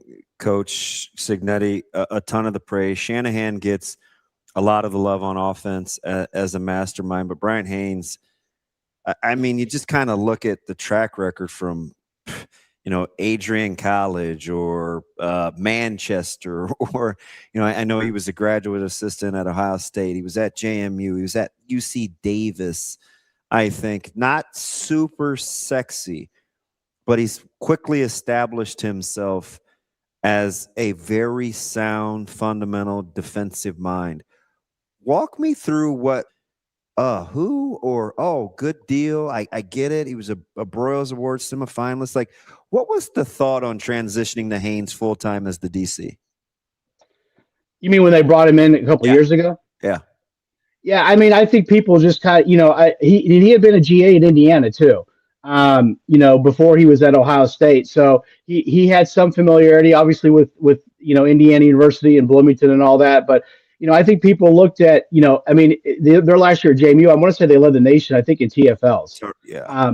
So, there was a track record, and they did that as they were transitioning from, FCS to FBS. So they were playing a little bit more difficult schedule than they had. So I think people looked at the background and once they started playing and obviously he those were two guys that are important to him along with some other coaches that he brought. But, I think he's a star. I think he's a future star in college football. A lot of the trend is to try to hire the hot offensive guy just because in Indiana had a defensive coach. He reminds me, I mean, this is, high praise. If you looked at Dan Lanning, I don't know that you guess that Dan Lanning is a defensive guy by nature because they're so aggressive on offense. They play a certain way, and a lot of times, to me, defensive coaches can be a little bit conservative offensively. They want to play. They may, and I think Haynes will be that when he's a head coach at some point. He will be like that. He'll be a guy that's going to go full throttle on both sides of the ball, which to me sometimes can be a little unusual for a defensive-minded guy. But like I said, I think he's a future star. Indiana fans are hoping he'll stay here for the next 7, 8, 10 years until Curt Cignetti decides hanging up and they just move, they transition him. That's what they're hoping. And he's obviously making good money, so I think he can be very picky. I think that'll be tough to do. Fantastic money. You're right. He's making fantastic money. But I still think it'll be hard because I think at some point, some big-time program is probably going to come a call, and especially if they keep playing defense the way they've been playing it. Last one for me, kind of along those lines, and it's a famous story. Saban's told it. Coach Cignetti's told it. Listen, I want to be a head coach someday. This talent evaluating, recruiting coordinator, wide receiver thing, I'm ready to do something different. How much do we undersell the fact that Coach Cignetti understands exactly what he's looking for and looking at when he's looking for someone to coach? He obviously gets the benefit of the doubt where he may not have to attach a ton of stars to the name. He clearly knows what he's looking for. Yeah, and I mean, his evaluation, not only for players, but for coaching personnel, I think is second to none. And I think a lot of it is his career. I mean, when I said earlier that he was a guy that appeared on my radar personally, it's not just his background. I mean, his success, but he had coached at all different levels, and he'd also been, like you said, under Saban. He coached under Johnny Majors, Walt Harris, Amato at NC State, who all so he had been a bunch of different personalities, different places, and this guy, this football is what he does. I mean, he watches film like 12 hours, 14 hours a day. I mean, I've been in his office a couple of times, and there's always his big screen, his flat screen always has some kind of game on it, and he's watching film, breaking down stuff, trying to incorporate things into what they do that he sees from other people. But he is, he's just, some people are born to do certain things. He was born to be a football coach. He is outstanding at it. His player evaluation is unbelievable, and I think his ability to evaluate coaches is the same. And people will say, "Well, what if we lose Shanahan? What if they lose Haynes?" Yeah, it'll be tough to replace. But I have full confidence that Curt Cignetti is going to go find good coaches if that happens. And this program is in great hands. But yeah, his evaluation ability is just it's unbelievable. Matt Weaver from Peegs.com. Matt, we appreciate the time, and we will talk to you soon. Okay. Thanks, guys. Have a good week. Appreciate you. That is Matt Weaver from Peegs.com, talking a little Indiana football there. I don't know, man. What? I'm fascinated by sort of just the whole thing. I mean, the whole thing feels like somebody sprinkled fairy pixie dust over the program and over Curt Cignetti, and everything that he does works. And I'm glad well, number one, he liked the question, but he shot me straight on the fit thing. Yeah. Like, I think we undersell that. I think it's a huge part of. I think we undersell that quite a bit. It's the same thing where I talked about. It's the very opposite version of what I talked about with Ryan Day, right? There's a lot of people that the triple that would have. Yeah, where a lot of people would have failed in Ryan Day's position. A lot of people have failed in Ryan Day's position. There's a lot of I don't know that Curt Cignetti could have taken over Ohio State, right? Like from where he was coming from what that fan base wants.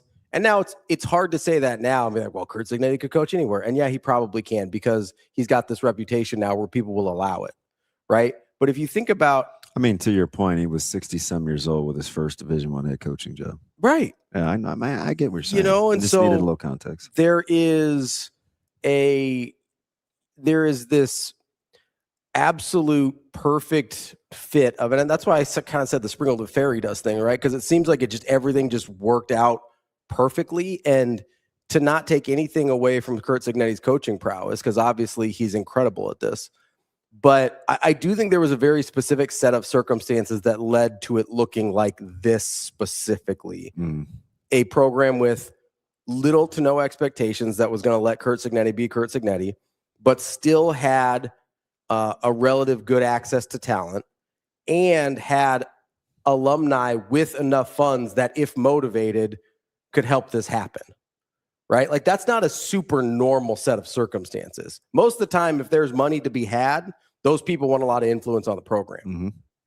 This might be one of the only situations in the country where that is not the case, and expectations are also low.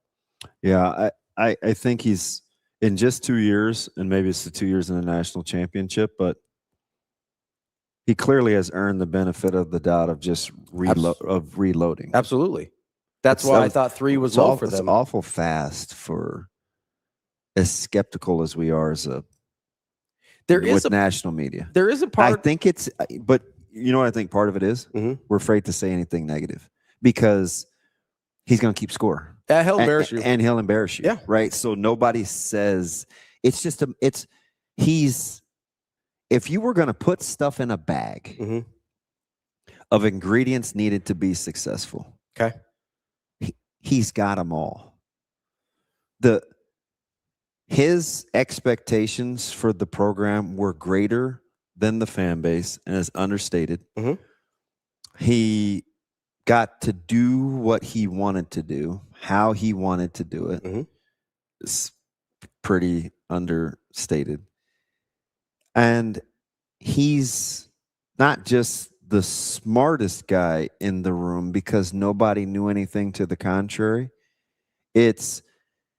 He has this way of calling you out so you don't say anything mm-hmm. because you just know. It's like, this guy is clearly a receipt keeper and everybody's okay with him doing it. Like, he's made it's not even petty's too negative of a connotation, mm-hmm. but he's made scorekeeping cool. Mm-hmm.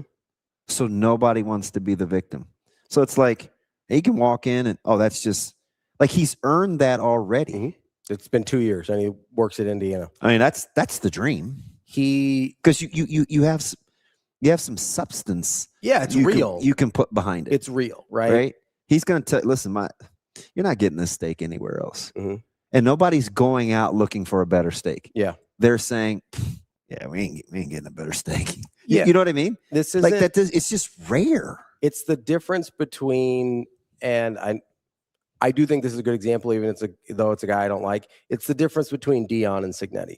Dion says a lot of stuff. He calls a lot of people out, but he hasn't had the wins to back it up. Yeah. Right.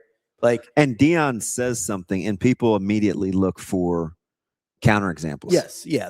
Because we just don't believe him. It doesn't feel genuine. Yeah. Like Sig says something, and it's like, yeah, no, yeah. You Google him, you get exactly what he told you. Yeah. Can you imagine if Coach Ferentz, who's won? That's why I'm not going to use like Coach Rule, because people were immature about that. But Coach Ferentz talks about somebody's shoe color coming to practice. Mm-hmm. He's just an old fuddy-duddy. Yeah.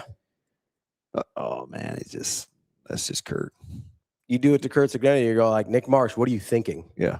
And nobody is critical of how Cignetti put him on blast. Yeah.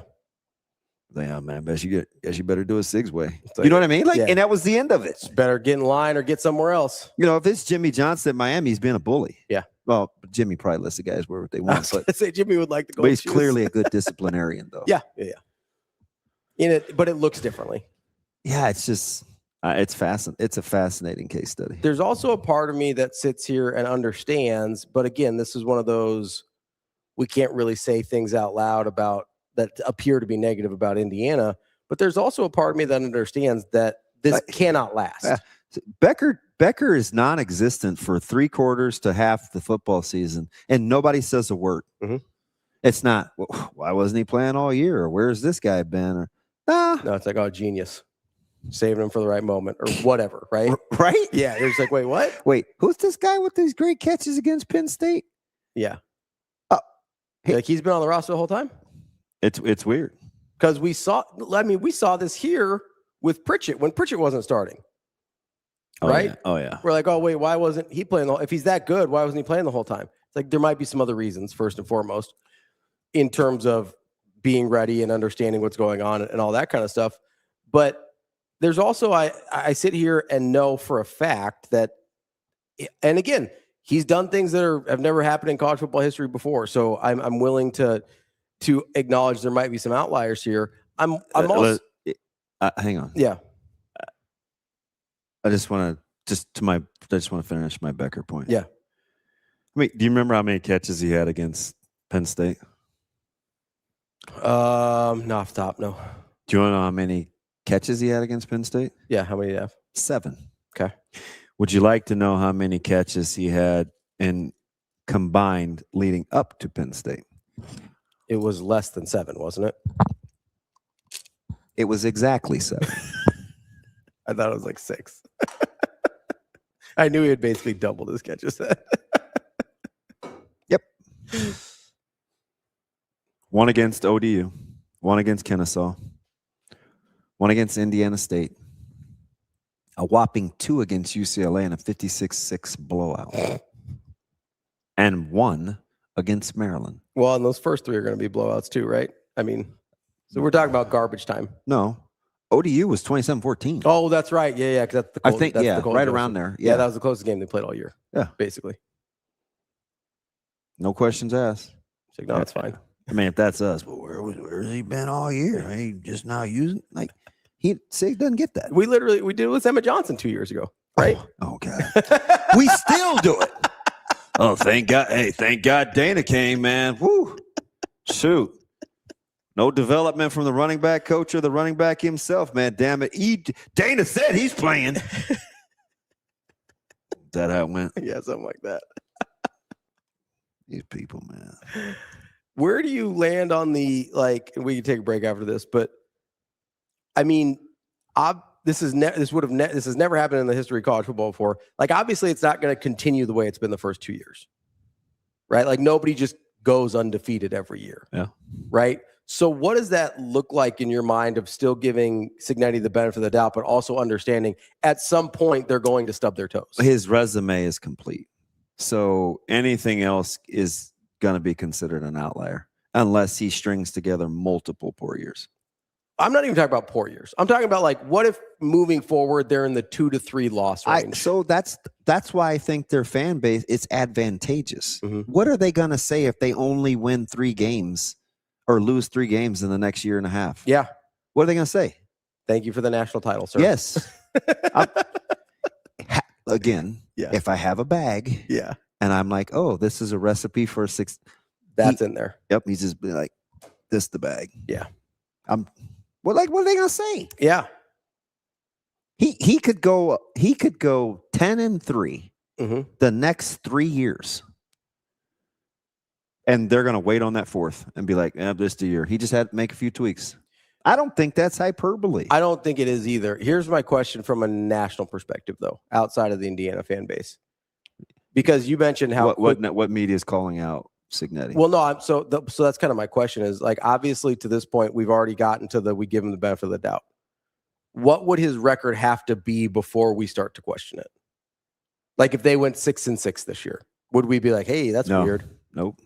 It'd be a there. He would explain it, and we would eat it, and he would be honest about it, and we'd be like, oh, all right, we'll catch you next year. They'll probably be sweet. Is there any point in which you think? I mean, sure. I mean, right? like a realistic world, though. Yeah, sure. But it ain't 10-3. No, probably not. No.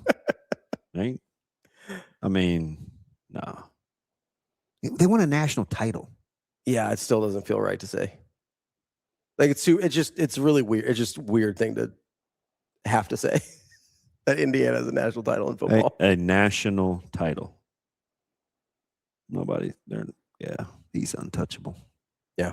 Let's take a quick break here. That's DB. I'm Ravi Lulla. We've got Mitch Sherman coming up at 9. We will be right back. More Hurrdat Sports Live coming up next.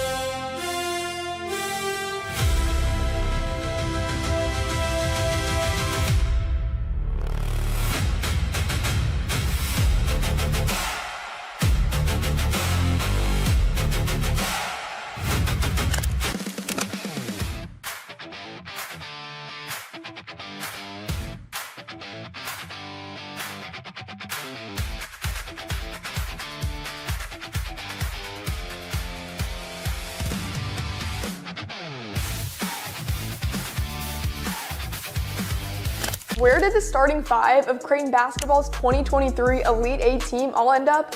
Well, they're all signed to NBA teams, and I think that solidifies that the 2022 to 2023 team was the most talented squad in Creighton basketball history. Arthur Kaluma just signed a 2-way deal with the Lakers after standout summer league performances. Ryan Nembhard just got traded from the Mavs to the Hawks after 27 starts last season for Dallas. Trey Alexander is now with the Utah Jazz after appearing in 9 games last year with the Pelicans and torching the G League, including one 42-point game. Ryan Kalkbrenner is in year 2 with the Hornets after starting 31 games last year and becoming an impact player in Charlotte. Lastly, Baylor Shireman begins year 3 with the Celtics after earning a larger role last season with 20 starts and shooting 39.9% from 3. That 2023 team was 1 foul call away from a Final Four appearance. Do you agree that this is the most talented squad to ever come through that university?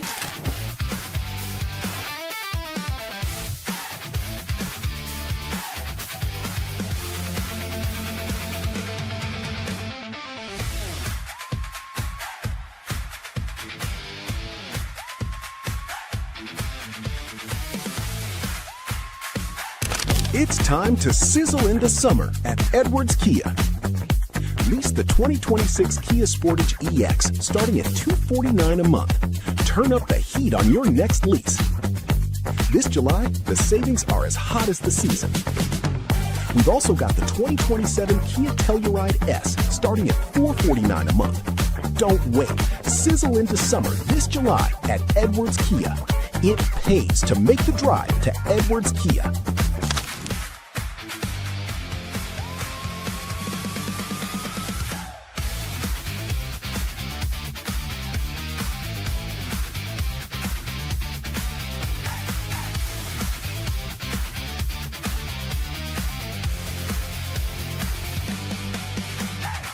Feeling tired? Foggy? Just off? At NextGen Male Medical Clinic, we offer hormone evaluations, peptides, supervised weight management for men and women. Most insurance accepted. Schedule a visit at nextgenmmc.com.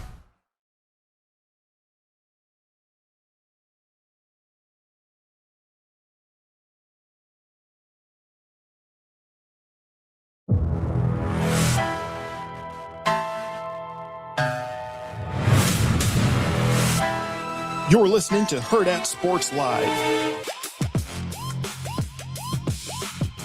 Welcome back, Hurrdat Sports Live, presented by Next Gen Male Medical. That's DB. I'm Ravi Lulla here at Hurrdat Sports HQ. Don't forget, give our friends over at Next Gen a call, 402-614-9700. Whether you're a man, whether you're a woman, whether you need to lose some weight, whether you need some hormone therapy, whatever you got, whatever you need, they've got you covered. And will actually listen to you. They'll take time to figure out what's going on. They're not just going to have you run in, prescribe you some testosterone, and send you out the door. They want to help you feel your best, and they'll talk to you to figure out what that means and what that looks like. Give them a call, 402-614-9700. Sounds so professional. Well, they're pretty good. They're very professional. Like chunk it up a little bit and missay a couple words, or you want me to? Well, I like to practice, and thems, and I could practice. You want me to practice being less professional in the mirror? Yes. You want me to go in the bathroom during break and be like, next gen. It's significantly warmer in that hallway than it is in here. The hallway says 73. Well, you turn it down pretty cool in here. 70. It just feels, because it's right above us. It just feels. Well, it stays on. House got up to 76 yesterday. It was pretty warm. It was pretty warm in my house. Not happy about I camped out in the basement quite a bit. I want to be honest. Me too. You know, it's good for the dogs. I came up because I thought it was, and I know Zoe's not very heavy, and there was just walking around above me, and I was like, who is that? It's one of the dogs. I went upstairs. It was Caleb. Oh, what's Caleb doing home? He surprised me. Oh, that's nice. Just showed up with groceries and said, is there room to put this in the fridge? And I was like, hi. Were they for everyone, or you just packing for himself? Hi. No, they're like his lean bodies and Greek yogurt and some other stuff. But he has a fridge down in the basement too, and gotta stay on it. Still buying a little too much frozen food though for me. Well, listen, he doesn't have you to cook for him all the time. And it's college. He's got the training table. That's true. But I told him, we were taking all these visits and stuff, and he'd watch people eat, and he's like, man, this is amazing, because he ain't cooking. Although he's getting much better. Yeah. He actually likes it. Well, only teach him how to a little bit, right? Yeah, and he has a friend. So I think he the friend helps. Well, I think they enjoy eating separately. Gotcha. But I did have to remind him, I said, you can only be good at 2 of the 3 things. Social life, football, or school. Yeah. Pick the right 2. Somebody's going to feel like you're pretty average. And I know which 2 it better not be. He's like, you're so weird. I was like, I'm so right. Listen, C's get degrees, DB. Yeah, so I made up a couple quick things on the fly. I put some, today is going to be Wyatt Day. Wyatt? Yes. Wyatt. Yeah, I know. Not. What? No, I have some new seasonings I want to try out. Yeah, what kind? So I have a gochujang, pepper, and I have a new oyster sauce I want to try. And I'm gonna go with a different brand of sesame oil. I have some dark soy too. What's the meat? What's the protein? So I have this is going to sound spoiled, but they were a little extra. I have DB a little extra. I have 6 4-ounce fillets and probably 6 chicken thighs marinating. Okay. All right. Be some sort of Korean dish. Oh, is that? Oh, that's what you meant. Yeah, it's not really Chinese. It's Korean. Okay. Well, yeah, gochujang is a Korean forward so anyway, flavor. Just feeling extra over there. It's fine. I don't know how long he's gonna be there, but is he hanging out for a couple days? I mean, I hope so. Yeah. Do they have a little break right now? I have like 3 days. Yeah. He looks. I mean, looks good. Mm-hmm. Feels good. Mm-hmm. Yeah, it only took him like 10 minutes to get into it too. So, with you, his brother. Oh well, of course. See, I'm out on tahini, Haas. I don't like tahini either. God, everybody. So it's funny he said that. Natasha loves it. Listen, there's like 6 of them now. Yeah, Natasha loves it. They're all he's quasi Korean. Wait, you were DB? Air quotes. He's talking about gochujang. Oh, gochujang. Gochujang. Gochujang. What? You gotta say it right. I can't. I can't read. No, it's not what I said. Oh, okay, my bad. And it's C, not read. I am the huge Asian fusion guy.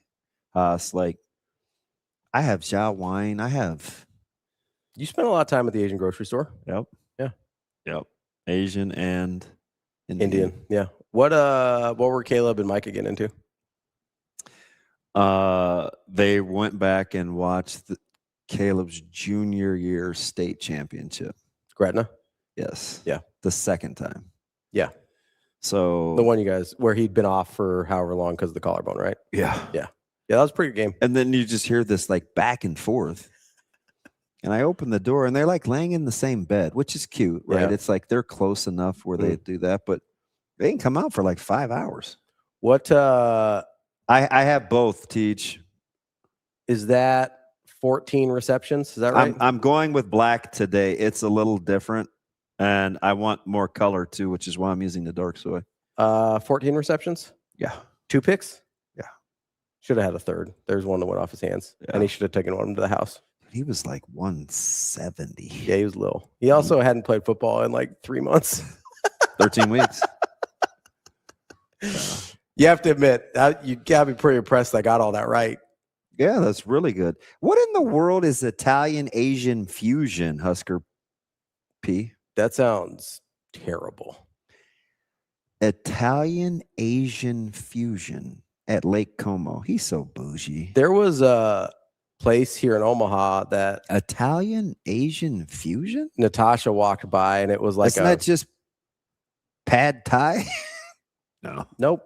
It's a whole other thing. I'm just Nope. I could just think noodles. China has noodles too. Lots of people have noodles. You guys don't? No, we don't. What do you mean, you guys? Welsh? I don't think we do either. I think like East Asian and Italian are basically your basic noodle people. Oh, this is interesting. What is that? Huh. That is some sort of ground meat. I don't know what it is. I'm going to assume pork. On top of noodles in a tortilla? God, I am so out on green onion. I hate the whole garnish thing. I just don't, it doesn't do anything for me. I have a green. Ravi, that's a bowl. A tortilla? I don't know. I can't see. Oh my God. Listen, I don't need the attitude. It's here. Italian Asian fusion, not Italian Asian Mexican fusion. Do you think that was a taco salad bowl from Don and Millie's or what? I did think it was a taco salad bowl. Did you eat breakfast? Like, are you that hungry? Everything's edible. That was insane. Aren't they incredible? I did think it was a taco salad bowl. These two. And I mean, Rico just chimes in like Big Ben, man. He don't give a what. Yeah. Listen, I don't usually like Kobe and I. We go way back. Oh, but, here's like, Kobe. Look at it's this. insane that me and Kobe were that quick to agree on something. I don't know. From this angle, Kobe's been laying in the cut and he just comes in with an expletive. From this angle, it still kind of looks like a tortilla. Like it looks like a taco salad bowl. Ravi's gonna eat the noodles, then take a bite of the bowl. Listen, I might need a trip to the dentist after that. That could go poorly. That's a great question, T-Mac. What side of the fusion fence is cheese on? There will definitely be cheese. That's Italian. I need cheese. There's not a lot of Asian cheeses. I don't think. Yeah, I don't think they there's mess not with a, cheese. There's not a lot of Asian. Like the closest thing is you get. What Asian? I don't know of any. Not East Asian for sure. You get. What's the name of the South Asian? Since you probably spent so much time in that freeing part of the world. No, in India you've got the got the little cubes. Paneer. Paneer is a cheese. Yeah, it's so mild. It is, but that's the only one I can even think of is It's that so has a good. cheese in there. It's so mild, and it's not like you're. I might as well be eating tofu. It's not as well. You're not making your paneer right or getting your paneer right. Well, it's squishy and white.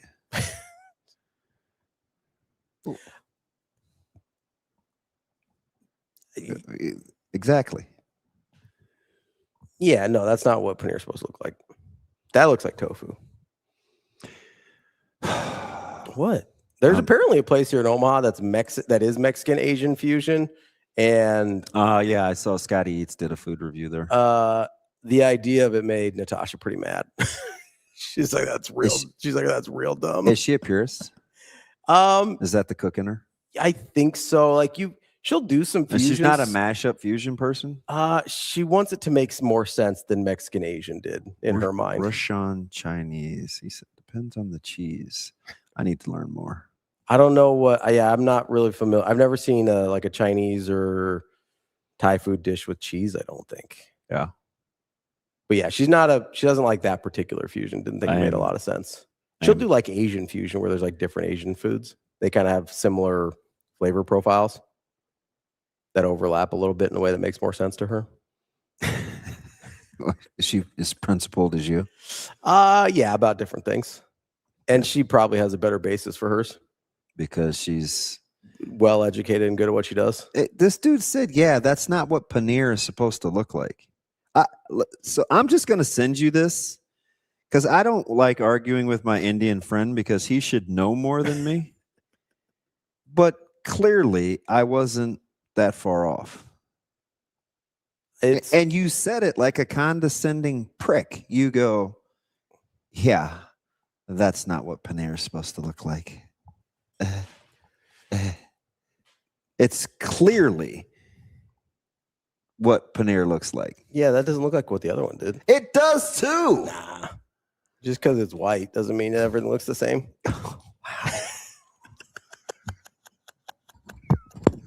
That is literally the first time you've ever said that. I'm gonna sick Kobe on you. Yeah, tofu is gross, Carol. I agree. Jimmy Neutron, I just sent you a picture. Can one of you or Suave do a side by side of those two cheeses and ask me if there's any similarities? They're both white. Both cubed. Both look squishy. About like I said. You can cube anything if you cut it that way. Oh God. Doesn't matter. Levin, help me. What was the other cheese, or do you just want two paneers? I sent you paneer. And the other one, was the other one you posted a couple of posts ago, paneer too? Yes. Yeah, they're both paneer. Why'd you tell me it wasn't what it was supposed to look like? Because that's not how it should look. It was too crumbly. I'm not saying it wasn't paneer. I'm saying it was bad paneer. Okay. That's all. Thank you, Daniel. I'm glad. Every now and again, I get the cavalry. It'll be fleeting and for only like 60 seconds. Then I'll go back to getting Don't worry. buried. Kobe's always riding with you. That's your. No, he's really not. That's He called me a jackass the other day. That's your dog. I don't think he picks sides. I think he's just kind of mean-spirited. He's Team Kobe. I don't think he picks sides. We don't really have a guy that does that. That picks sides? Except for Carol, who's just out on Shane. Everybody else is like an opportunist. Kobe will pick a side if you buy a car from him. Carol just wants anybody but Shane. I just think he's an opportunist. That was the funniest thing. Oh, please, dear God, not Shane's team. I don't know. It's ruthless. Spaghetti topped with. Okay, I'm learning a little bit. JB, did you go to Buck 2, which was Asian barbecue in Kansas City? Now that would be sensational. Jack's on your team. There you go. Jack rides with DB except for the catfish. Yeah. I think Jack knows. Jack better be careful. I'll wind up on that acreage one day. I was just gonna roll up. Like, damn, DB, what are you doing? I'm looking. Listen, Jack, I'm on the run. You're like, What do you mean? How'd you find me? I'm on the run. I never gave you my address. We're both. No, I'm not gonna say it. Better finding them than keeping them. Yes. Yes. I was going there, but not everybody would appreciate that. They're not listening. We may be in the same boat. Okay, so what are we finding? What is this, fellas? Brandon has a good idea. This is Italian-Mexican fusion. Yeah, I'm not doing. Dude, is that cheese or spaghetti tacos. noodles? I think it's spaghetti tacos. That is spaghetti tacos. That looks pretty good. That doesn't help us, Shane.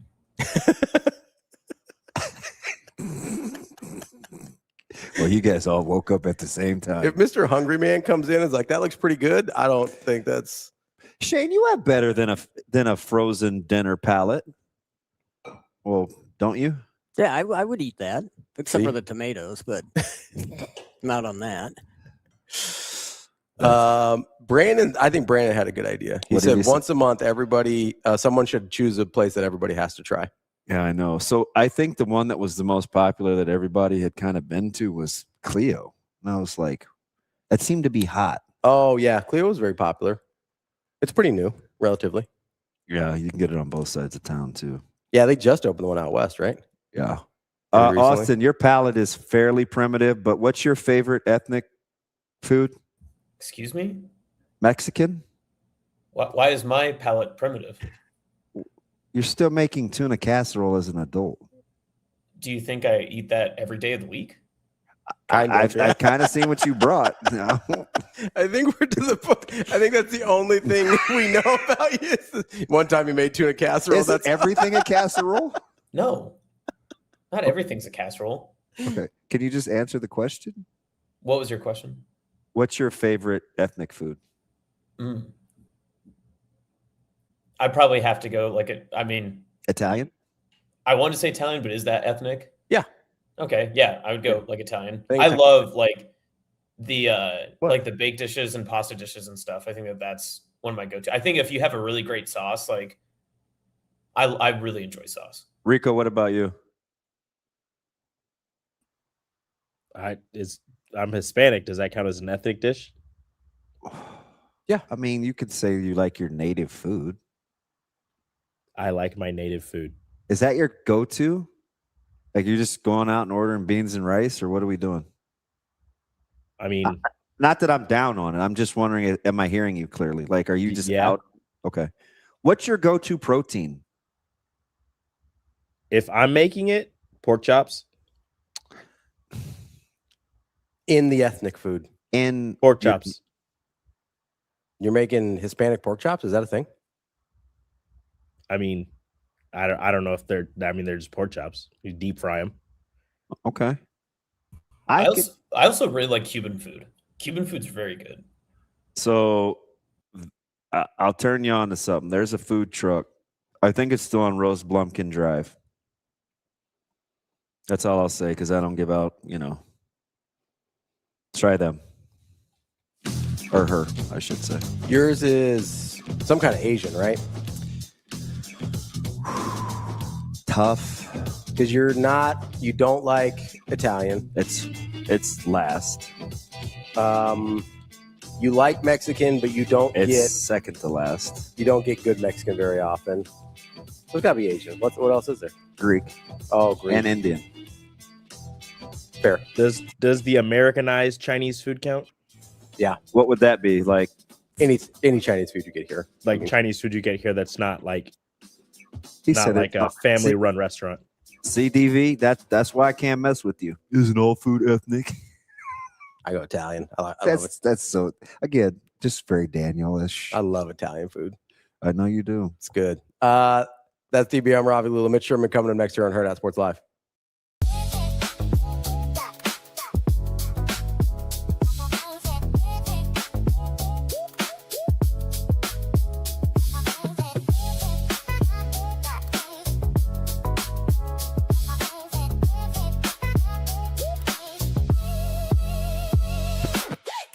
Four former Huskers showed out in the NBA Summer League. Here's how they fared. Rink Mass was easily the highlight, averaging nearly a double-double for the Pacers after going undrafted. In 4 games, Mass averaged 15.3 points, 9 rebounds, and shot 48% from the floor. His 9 rebounds per game tied him for 6th among all players in Las Vegas. Mass signed an Exhibit 10 contract with the Pacers, which guarantees him a bonus and grants Indiana's G League team his rights if the Pacers cut him and he opts to play in the G League. Bryce Williams started 5 games for the Pistons and averaged 14.8 points, 5 rebounds, and shot 45.7% from the field. Sam Hoiberg played in all 5 games for the Suns, and he totaled 10 rebounds, 5 assists, 3 steals, and averaged 11.1 minutes per game. Lastly, Josiah Alec grabbed 2 rebounds and 4 minutes of action for the Hornets through 2 games. Of these 4 players, who do you think would have the highest ceiling in the NBA?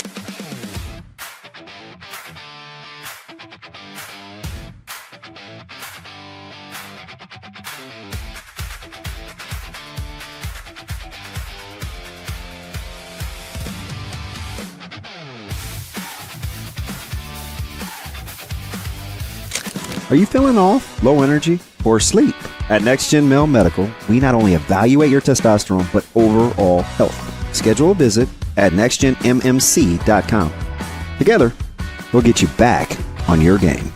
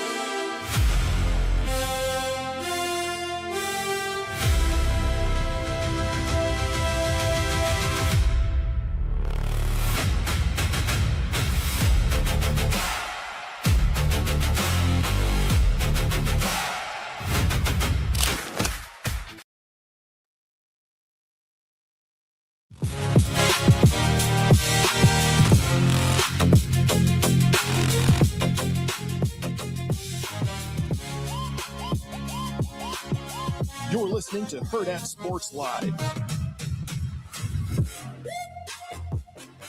Welcome back, Hurrdat Sports Live, presented by Next Gen Male Medical. That's DB. I'm Ravi, Lulla here at Hurrdat Sports HQ. We are joined now by Mitch Sherman from The Athletic. Mitch, how are we doing this morning? Doing great. How are you guys? Good. Mitch, you're on the move. I know we have 20 minutes. Are you already in Chi-Town? I am. Yes. You can see the back of a hotel room behind me here. Oh, that's right. You don't have video. the little bar set up. That's right. Yeah, I had quite a day of travel yesterday, and I'm here. Okay, so that's what I heard. Like, it's been a debacle. Somebody just in our chat said, hey, are we good with the media? I don't leave tomorrow until 1. What will be fine. Okay. So nothing. It was yesterday. It was midday to really extending all afternoon. Bad storms around Chicago and the whole lakefront up into Wisconsin. There were tornadoes north of Chicago that did a lot of destruction and damage. So not to make light of this, but it sent me on a diversion from what was supposed to be an hour flight or an hour and 15-minute flight to headed to Louisville, and then made a right turn and went to St. Louis, still in the air, and stayed on the ground in St. Louis for 5 hours, I think it was. I stopped counting. And then we finally took off, which was beating the odds. And I know a lot of people who were scheduled to come into Chicago on Monday, especially on the north side at O'Hare. I was flying Southwest, which turned out to be a blessing, I think, because they were able to actually reroute planes back in. At O'Hare, they just said, forget it. Try a different day. And I know some people that would be tough. Yeah. So I made it in. Actually made it in at 7:45, which, that could have been the time that I booked to come in anyway in a different world. It wasted most of a day, and I was downtown here at the Hilton by before 9. So not all that bad. Just a frustrating day of travel. Shouldn't take 9 hours on it for a nonstop flight from Omaha to Chicago. God, that's Man, longer than the drive. At some point, I might. I could have driven. Oh my gosh. Yeah. I had a buddy send me a picture of his place in Chicago yesterday, and that was waist deep. Yeah. He had water in his, they're up in Winnetka. Wow. And it's like in mid thigh. It's brutal. So glad you got there safely. Yeah, it's fine now. I went out and saw a little bit of the city this morning on a hunt for coffee, and very nice. It's foggy and in the 60s. So that was a welcome. That was a gift to have that kind of temperature. Found some coffee, got a little breakfast, ready to go for this morning. Let me ask you something, Mitch. We got into a back and forth yesterday. Well, we do every day, but if we're looking for interest in storylines, rank the days for me. Day 1, day 2, day 3 in terms of coaches that will take the podium from an interest standpoint. It could be day 3 that takes the cake. I think they did a good job of dividing it so that there's about equal amount of interest every day. I know who's up today, and I have a general sense of what the next 2 days look like, but some of it is confusion right now because I haven't thought much beyond today. I've thought some about Thursday, and I know that Nebraska is going to share the stage with Michigan and Indiana. So those are 2 teams right there. Mm-hmm. One is your defending national champ, and the other one has about as much intrigue as anybody because it's a brand new coach, and what's that going to look like with Kyle Whittingham in the Big Ten? I'm not as intrigued by that as I am, say, Matt Campbell, because I'm not exactly sure. Who's today? Yeah, Matt Campbell's today. Lincoln Riley is today. Brett Bielema is today. Luke Fickell is today. Today might be the most interesting day, which is weird because there's no Michigan or Ohio State. But it might be today. And then some people would say it's tomorrow because it's Ohio State. And I believe Oregon is also up tomorrow. So Ohio State and Oregon on the same day. Like all 3 days can make a case for it. So I don't know. I mean, I'm not sure why that's. I mean, you asked me the question, so I'm answering it. But it's going to be, the whole thing is going to be interesting. There's interest interspersed throughout the entirety of it. And I just saw Matt Campbell downstairs and looks a little bit like a fish out of water. I don't think he'll look like that on the sidelines on Saturdays in the fall, but it's a step up. It's like going from AAA to the Major League All-Star game when you are in this part of things. Again, that's not what matters, and that's not how he's going to be judged. But walking around the lobby here, it's a different ball game than when you go to Big 12 media days, which is where he's been for the last decade. Let me ask you about Lincoln Riley. We've gone over the schedule seemingly for like 4 or 5 months. We talked about the expectation level, and 8's tough. 9, people may grumble. Is 10 the number? He famously was a little excitable a couple years ago at the podium. A little better in Vegas. What Lincoln Riley do you think we get? Because of the guys talking today, he may be have the most variance in terms of his demeanor, right? What do you have an expectation level on what you think we get from Lincoln? Probably like last year in Vegas, unless it had to do with the travel. Those West Coast teams, they talk about the travel. They say it's not a big deal. We're playing football, but then sometimes their mood says the other thing. And we saw Lincoln kind of grouchy in Indianapolis 2 years ago, like you said. Maybe just it was easy to set him off. He had a burr under his saddle. And then last year he seemed very at home and comfortable in Vegas. Maybe it was the shorter flight, the 45-minute flight over to, I don't know. I'm sure he travels in plenty of luxury, so the trip to Chicago probably is not too tough. I don't know. I wonder if any of the teams, we get Lincoln today, and USC had to find a way into Chicago yesterday. Maybe some of those teams dealt with the travel issues that everybody else did. I don't know. I kind of doubt it, and I think he'll be fine. I think Lincoln will be kind of like last year. You know what's interesting? I just pulled up their schedule, and they've got the same gamut that Nebraska does, except for 2 at home and 1 on the road. The 3 playoff teams from a year ago, and it's interesting because much like Nebraska. Well, it starts a week earlier for SC. They go to Oregon on September 26th. Nebraska's got 2 more weeks, I guess, before it gets really hot with Indiana coming to Lincoln. So they've got Oregon at home on September 26th, and then the back-to-back with a bye in between, but back-to-back games of Ohio State at the Coliseum and then at Indiana. I don't know if that's any more manageable than what Nebraska's got with those 3 teams. Yeah.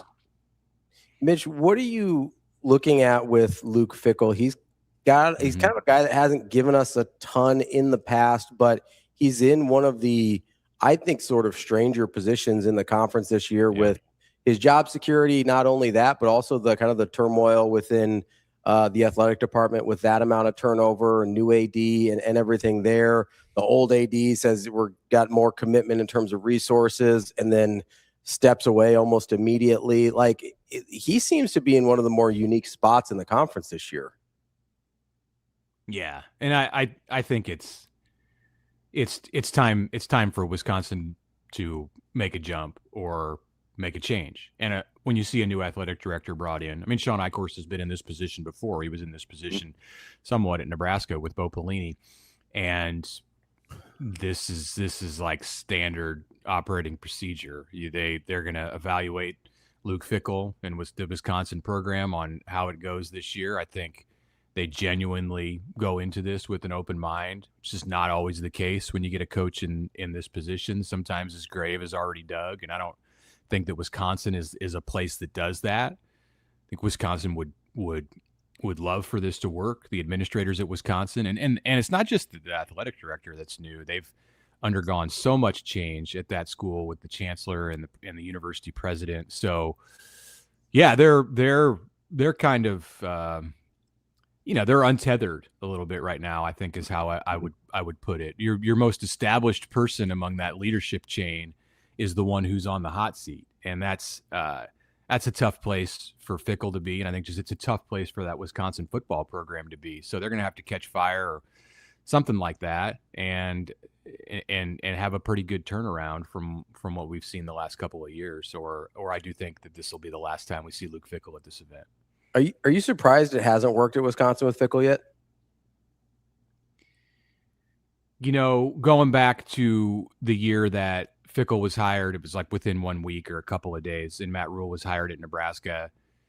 You know, I felt like both programs got the coach who was right for them, and that, you know, they were both set up to have success. And then I watched Wisconsin, you know, probably go down some roads that were not the best, what I thought was the best for them. And it's easy to say it in hindsight. I'm sure they would say some of that stuff now too, the way that the offense changed. And I'm not in the camp of saying Wisconsin is just a carbon copy of Nebraska 20 years later or 25 years later, but there are a lot of striking similarities, and it's interesting to consider how Wisconsin has fallen into some of the same holes that Nebraska has, you know, whether it's abandoning an old offensive or defensive system, just a scheme that brought you tremendous success, and yeah, the administrative turmoil. What I'm surprised at with Fickell in Wisconsin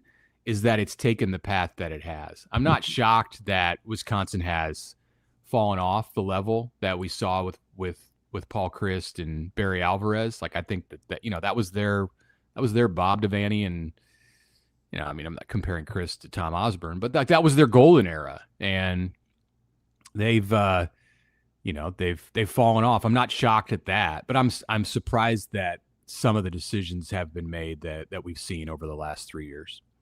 Mitch, let me ask you something, because it sounds interesting with the parallels, but one further is you have to assume Wisconsin understands hiring Eichhorst at this stage of Fickell's tenure means that you're in line maybe to potentially have to hire a new head coach if it doesn't go the way that they want it to this year for Fickell. Yeah. Clearly they have to be comfortable regardless of what the track history has been with Eichhorst making these kinds of hires, and not the hatchet man role, but clearly you're coming into a less than ideal situation with the stability of your current head coach. Yeah. By the way, I forgot Brett Bielema in that list of iconic Wisconsin football coaches. That the establishment that they had, and yeah. It's a tough spot for Eichhorst. What? Yeah. Tell me again, like what you're asking here. So it's about like Sean. You're coming in and you could potentially have to make a coaching hire, right? And I mean, he knows that. I think he understands and the past that. one didn't go so well either, right? But you're looking for it's crazy how the similarities are. Are you looking for a different style? Is this getting back to what you wanted? Are you wanting to do something completely different? It's like you're more asking about the university hiring him, knowing from the university's perspective. Yeah, okay. To make that hire. Yeah, I mean his past with Alvarez and just that looming presence that's still there, and the familiarity that Eichhorst has with Wisconsin, and that I guess the school has with him, although it's been a while. I think those are factors. It will be interesting to see, and this is a ways down the road. It's getting a couple steps ahead. But if they do go that direction and make a change, if Sean Eichhorst fires Luke Fickell this year because they don't get it done, will Wisconsin and will Sean Eichhorst take the same tactic that he did in hiring a football coach at Nebraska, which I think above all else, before he wouldn't say this, but before he examined resumes and thought about how situations might play out, I think the number one thing that Sean Eichhorst tried to do, and this showed some of his inexperience as an athletic director. He's a good administrator, but athletic directors have to have a special set of skills. The big thing I think he tried to do was find somebody who was the opposite of Bo Pelini, and he is in no way alone in being an AD who tried to hire a coach who was the opposite of the previous one who didn't work out. But it'll be interesting to see if he then reacts to that and says, all right, I don't need to hire someone who's, Luke Fickell is not as polarizing as Pelini was. So I don't know how you go about hiring the opposite of Luke Fickell if Wisconsin gets in this position. And that's probably a good thing for Sean Eichhorst, so he doesn't have to face that scrutiny and say, hey, you did this once before, where you just went out and hired someone who was the opposite of the previous coach. Look how that went. It didn't take. Don't do that again. So maybe the fact that Fickell is just kind of down the middle and he's kind of a normal person, normal guy, normal coach, like nothing strikes you about him like he's one extreme over the other, that could actually end up helping Eichhorst if he does get put in that spot later this year. Well, I think he's got the easiest of the slam dunk hires potentially. And I hate talking about a job that isn't open yet, but Jim Leonard? Oh, no. Okay. I think the easy slam dunk right down the road. He was born in La Crosse. He's got New Mexico humming. They're going to have another great year. Jason Eck is going to be the hot coach in the country after New Mexico has another good season, and his familiarity as an assistant it's just well documented. It's like tailor-made. If they couldn't pull off that hire, it's giving me Frost coming back to Nebraska vibes, except Eck's done it a little longer than Coach Frost has. I mean, how do you not go make that hire? Yeah, former Badger. Was an offensive lineman. That's where he cut his teeth as an assistant coach, and that fits Wisconsin to a T. So you're right. It does. They played for Alvarez. It looks on paper like that's the perfect setup. It is almost like a Frost kind of situation where you look at all the candidates that are out there and you say, okay, there's this option, and then there's this one guy up here I'm glad you pointed that out, Damon. I mean, listen, it wasn't really on my radar. I hadn't thought a lot about what Wisconsin might do if Fickell got let go. And I think it's terrifying but regionally, Mitch, because everybody likes Eck. And he had the quick rise at Idaho, because that was only like 2 or 3 years, I think 22 to 24 or something like that. Then New Mexico, and he turns that program around. It's like the similarities are eerie. Yeah. Yeah. He had a connection to obviously to Rob Orich there at quite a bit of a connection with Rob Orich as I look at thinks the world of him. Yeah, as I look at Eck's resume here. Right. Hold that thought. I think that it's very possible that people will be talking about this again. We might be 4 months ahead of ourselves, or maybe less than that, but it's very possible that and that's like no, but they're thinking. Like I said, Wisconsin's. I think they're fully in on trying to get this thing to work this year. So it's not always like that. Sometimes coaches don't get the full support and all the resources. We've seen that, and you saw it in 2017, I think, and I don't believe that's going to be the case this year at Wisconsin. They're gonna try to get this thing turned around with Luke Fickell. But if they don't, there's that pretty good name pressure, man. Like, how good is good enough where the fans won't want their guy to come back home? You know what I mean? Yeah, like when you've got an outsider versus your dude. Like, yeah. All right, I know you got to get going, Mitch. Let me ask you something. Fair or foul, or you could see it that most people have the defending national champs no better than third in the conference. Is it too quick? That's okay. Look at Oregon and Ohio State and what they have coming back. It's not all about quarterbacks, but Dante Moore and Julian Sayin and I mean, Ohio State has some holes to fill defensively.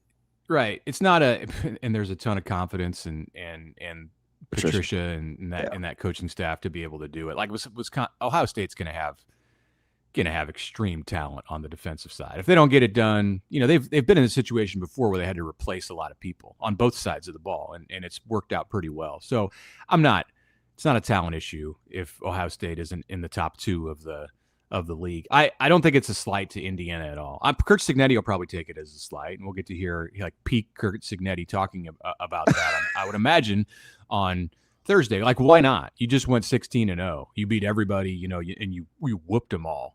It came down to the end against Miami, but like up until that point, like look at those scores. I mean, we haven't forgotten about that. So they're going to be able to say we should be number 1 until somebody knocks us off, and that's fine. If they want to have that as their attitude, I think that's great. They should, but from like an outside perspective, I have no issue with Oregon and Ohio State being projected to be better teams than Indiana this year. Like, I look at Oregon and Ohio State, and I think they are better teams than Indiana this year. All right, last one quick. Is it possible, even with Whittingham and what's going on with Ward, and $7.14 million never looks so good on the way out the door if I'm Ward Manuel? Goodness gracious. Don't forget about the golf. Oh, yeah. How's that part of the and athletic director privileges? I mean, anyway. Odds that Michigan is actually flying under the radar? Yeah, a little bit. I think a little bit. I mean, you got a lame duck in Manuel, so people aren't going to be swarming to him to hear about the latest scandal.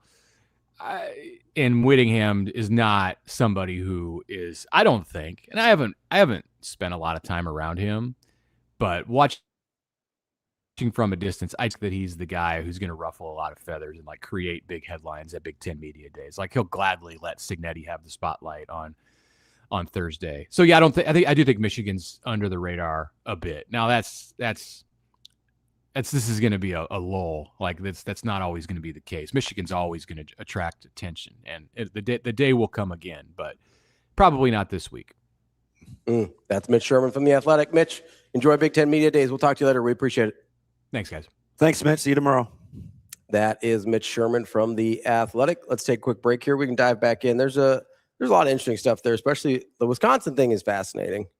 Oh, yeah. I'm not, believe me, I'm smart. I ain't that smart. Like, Eck is going to be a nationally sought after guy.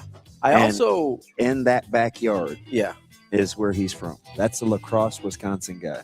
I did also. Art sings his praises. Dan Jackson sings. Like, Eck's a stud. Man, Eck tried to get, or he had Dan Jackson to Mexico for like 3 weeks. Yeah, for half a minute before before he had to go. SDSU came calling. He's like, I got to go back up there. No, that's a fascinating situation. I will say, after Jason Eck, I did think Jim Leonard, but his resume is weird to be a head coach. I agree. To be a college head coach, but I think there Skipped will a couple steps. Now he's been away. Yeah, now he's been in the NFL for a little bit. I do feel like there's going to be a contingent of Wisconsin people that will like him, though. Yeah. Let's take a break. That's DB. I'm Ravi Lulla. It's Hurrdat Sports Live.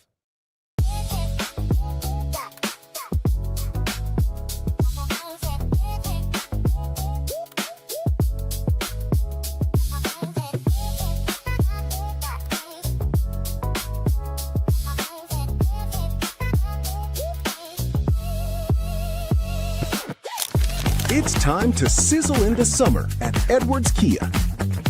Lease the 2026 Kia Sportage EX starting at $249 a month. Turn up the heat on your next lease. This July, the savings are as hot as the season. We've also got the 2027 Kia Telluride S starting at $449 a month. Don't wait. Sizzle into summer this July at Edwards Kia. It pays to make the drive to Edwards Kia.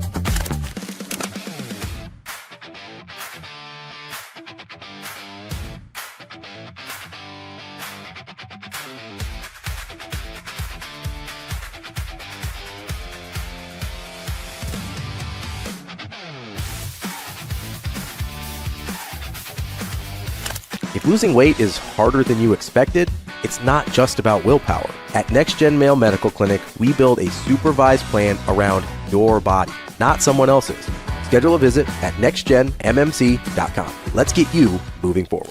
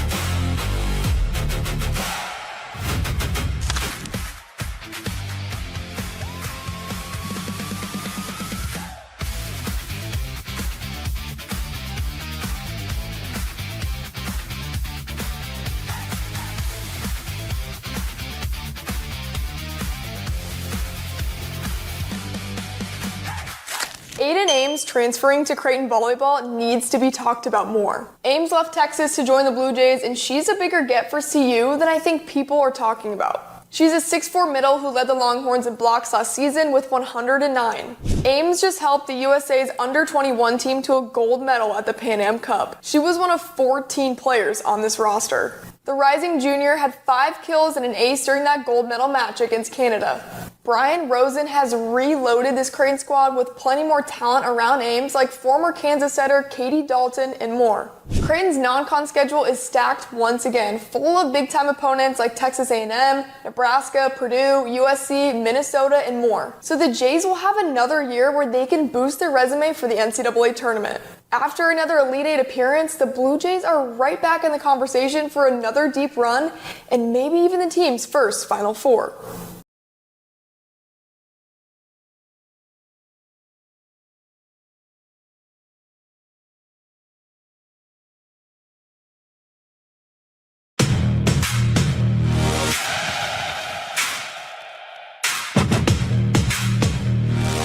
You're listening to Hurrdat Sports Live.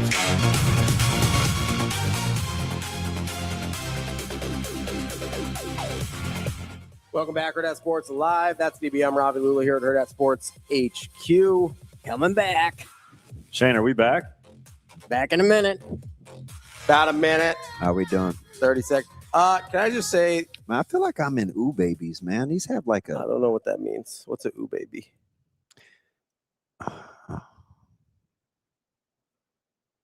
It's like a diaper? For all intents and purposes, yes. Okay. A little smaller shorts, but they have a liner. Oh. No, you weren't. They're hoochie daddy shorts. See? See, I paused. I gave it. I'm like, no, you know what? I'll have a chance. No, just Rico from the top rope. And They're the shorts that he wears to the school drop off so he can be the hot dad. I think Rico's telling on himself. Yeah, like did never cross my mind. Wow, what a goofball. But anyway, they have liners. So so if you see me do this, Oh, okay. it's just You're trying to adjust the liner. Yeah, it feels swim trunky-ish. Can I just experienced something that I feel like we didn't talk about. Is that a Lulu line of clothing? I can't say. I mean, can we just Shane got you? Oh, let's not give him too much credit. I was trying to be nice to him since the ceiling's leaking. Oh, you can't be telling on him. Oh, my bad. I mean, it happens. I think everybody who's lived in an apartment's experienced that at some point, right? Hey, I stay hydrated. Let's go over to my leaky ceiling. I wouldn't drink that if I were you. Don't drink that water. Don't drink that water. That's why I wear high water pants. He's doing his PJ Fleck impression over here. Bill Simmons line in there somewhere. No, so you ever it's relatively cool in the studio, right? Very much so. Gets a little bit warmer when you get in the hallway. One of my big pet peeves on earth is walking into a bathroom that's significantly warmer than the place you just came from. Because my first thought is just fart air. You just walk in, you're like, this is fart air. Like there's no way around it. Even if it's not true, even if it's just an HVAC situation. Walked into the bathroom. I'm just going to let you know I never thought of that. I think that every time I walk into a bathroom that is warmer than the place that I came from. Evan, every day. Fart air. Every day. At least twice a morning, I think this. What are you talking about? You chose most of these people. Yeah. I did want to make a play for Rico. I think the only Everybody told me how smart Austin was, and I'm like, wait a minute, but he's really not. I think the only one you didn't specifically choose was Austin. Yeah. Yeah, it just kind of appeared. You did kind of just spawn, and we're like, oh, I guess Austin works here now. I had no idea where you came from. I really didn't. Why are you guys letting him get away with fart air? That's what every time I walk into a hot bathroom. That's not even a thing. Oh, it's a thing. It sounds like something you buy in a can. No, that's air. See. What's worse, warm air in the bathroom or a warm toilet seat?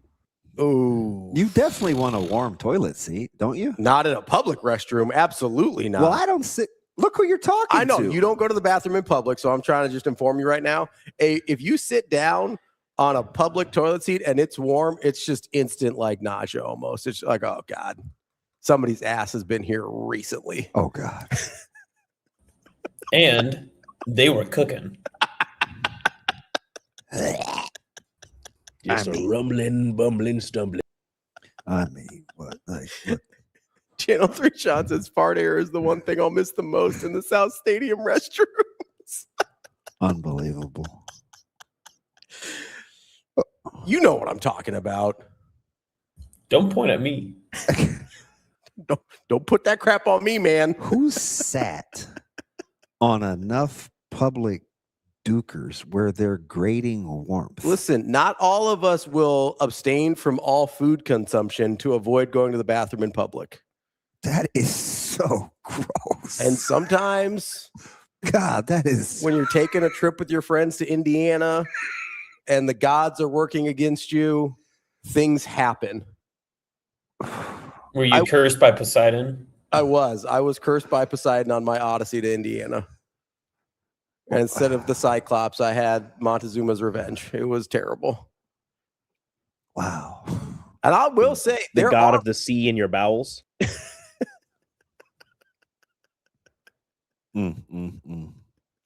I will say there are different places where a warm toilet seat is more concerning than others. At home is the least concerning. That's where you'd want it. You know whose ass has been there, right?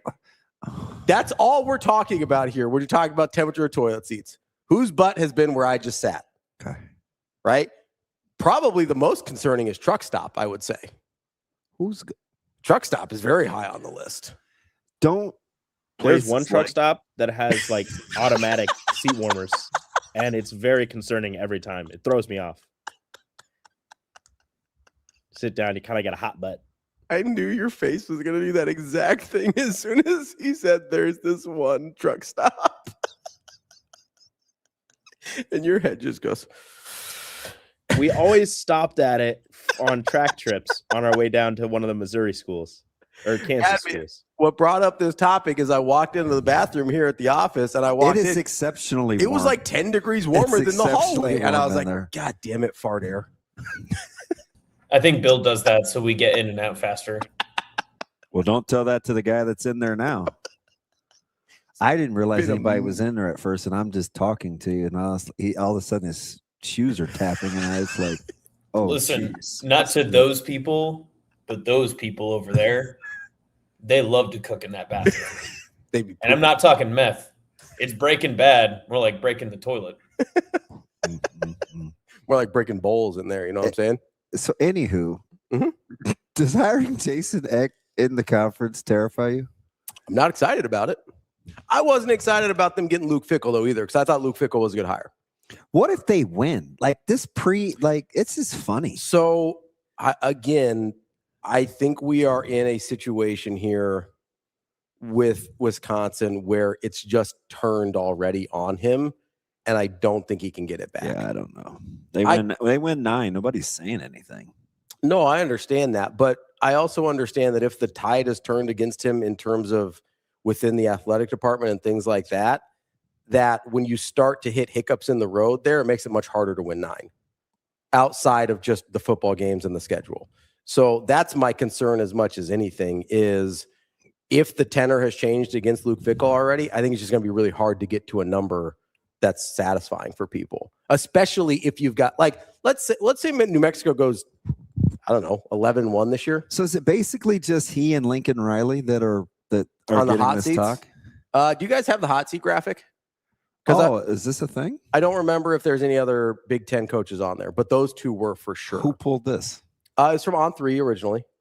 I know Riley and Fickell were definitely on there. Looking at the teams in the Big Ten until we can get that graphic up. It's going to be a minute. Okay, no worries. And it's from a couple days ago. I don't know that there's anybody else that would be in that conversation, right? Like Northwestern's not doing anything with Braun, no matter what. Braun's a good coach. Yeah, and he's had a couple good seasons there under less than ideal circumstances. Oh, Maryland, Loxley. Okay. Loxley's definitely on the hot seat. Fish isn't. Chesney's brand new. Although Fish is interesting because Fish may leave on his own accord if it doesn't go the way he wants it to. That was one where wasn't he tied to a couple different jobs last year? Wasn't he Florida and Michigan? Yeah. So that's another part of the Washington equation that I'm like, okay, I've got the whole Damon Williams thing. We talked about that. I also think that Fish might be pretty actively looking for a landing spot.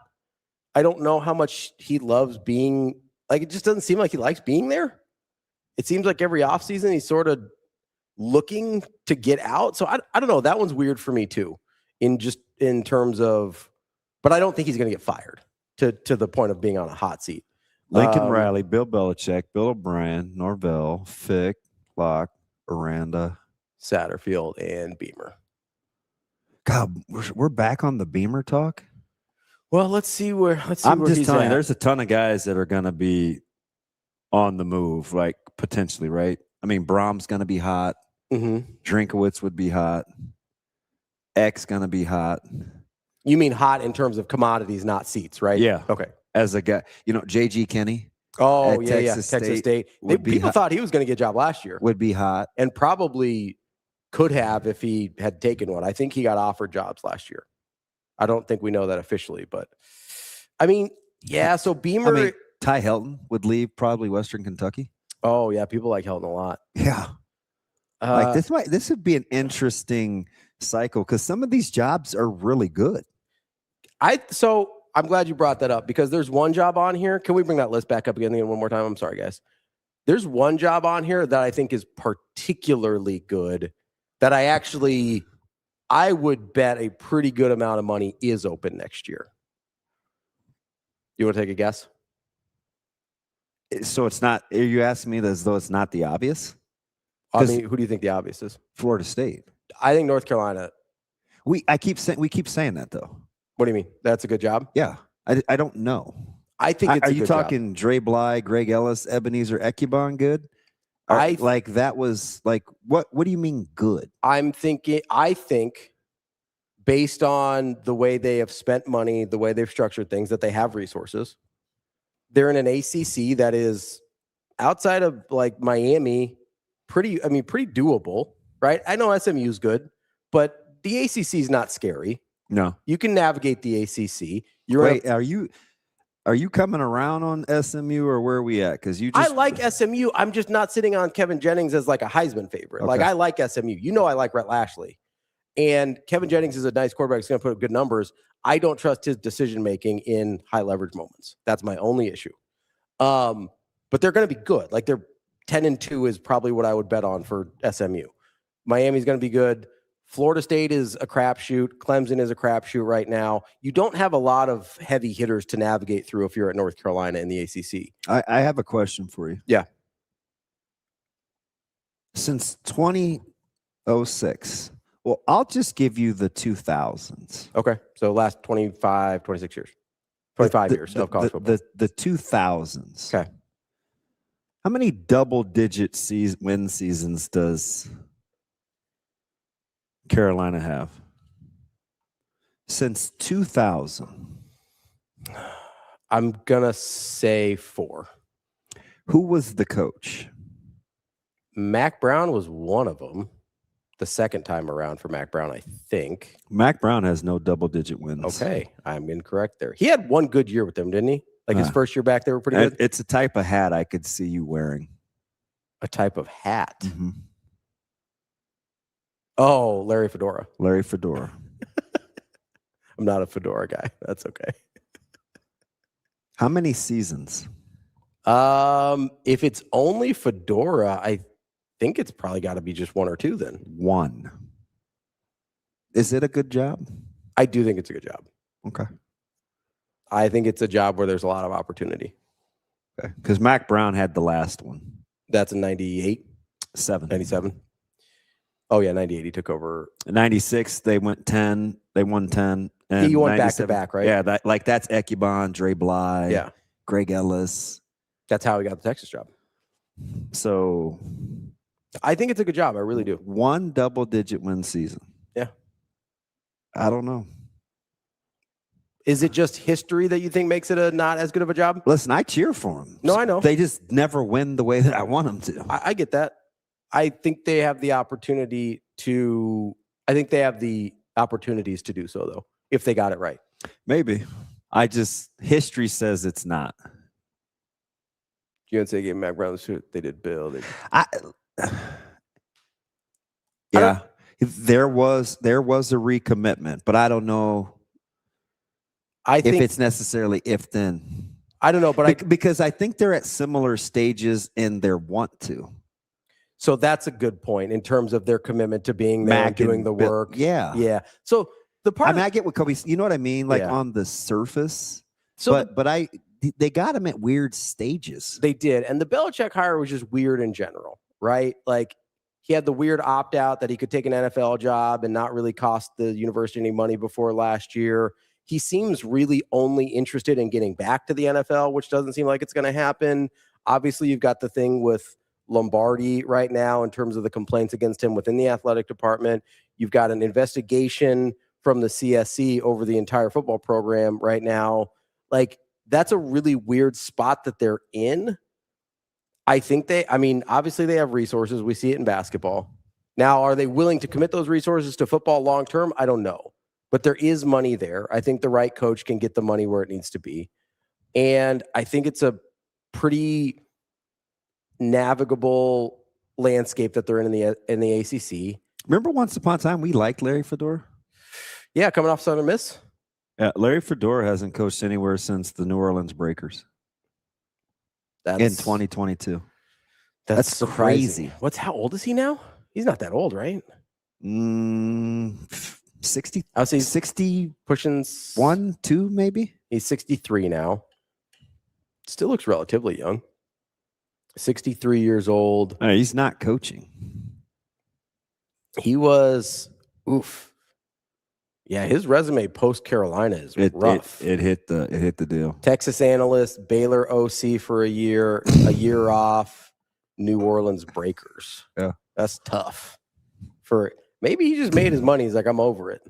Shane, why are you bolding that? You didn't think I could read that? I have my Kobe voice. DB, you good? You're just hugging yourself and swaying back and forth in your chair for like 15 minutes. He's just checking in on you. Just the new Kobe.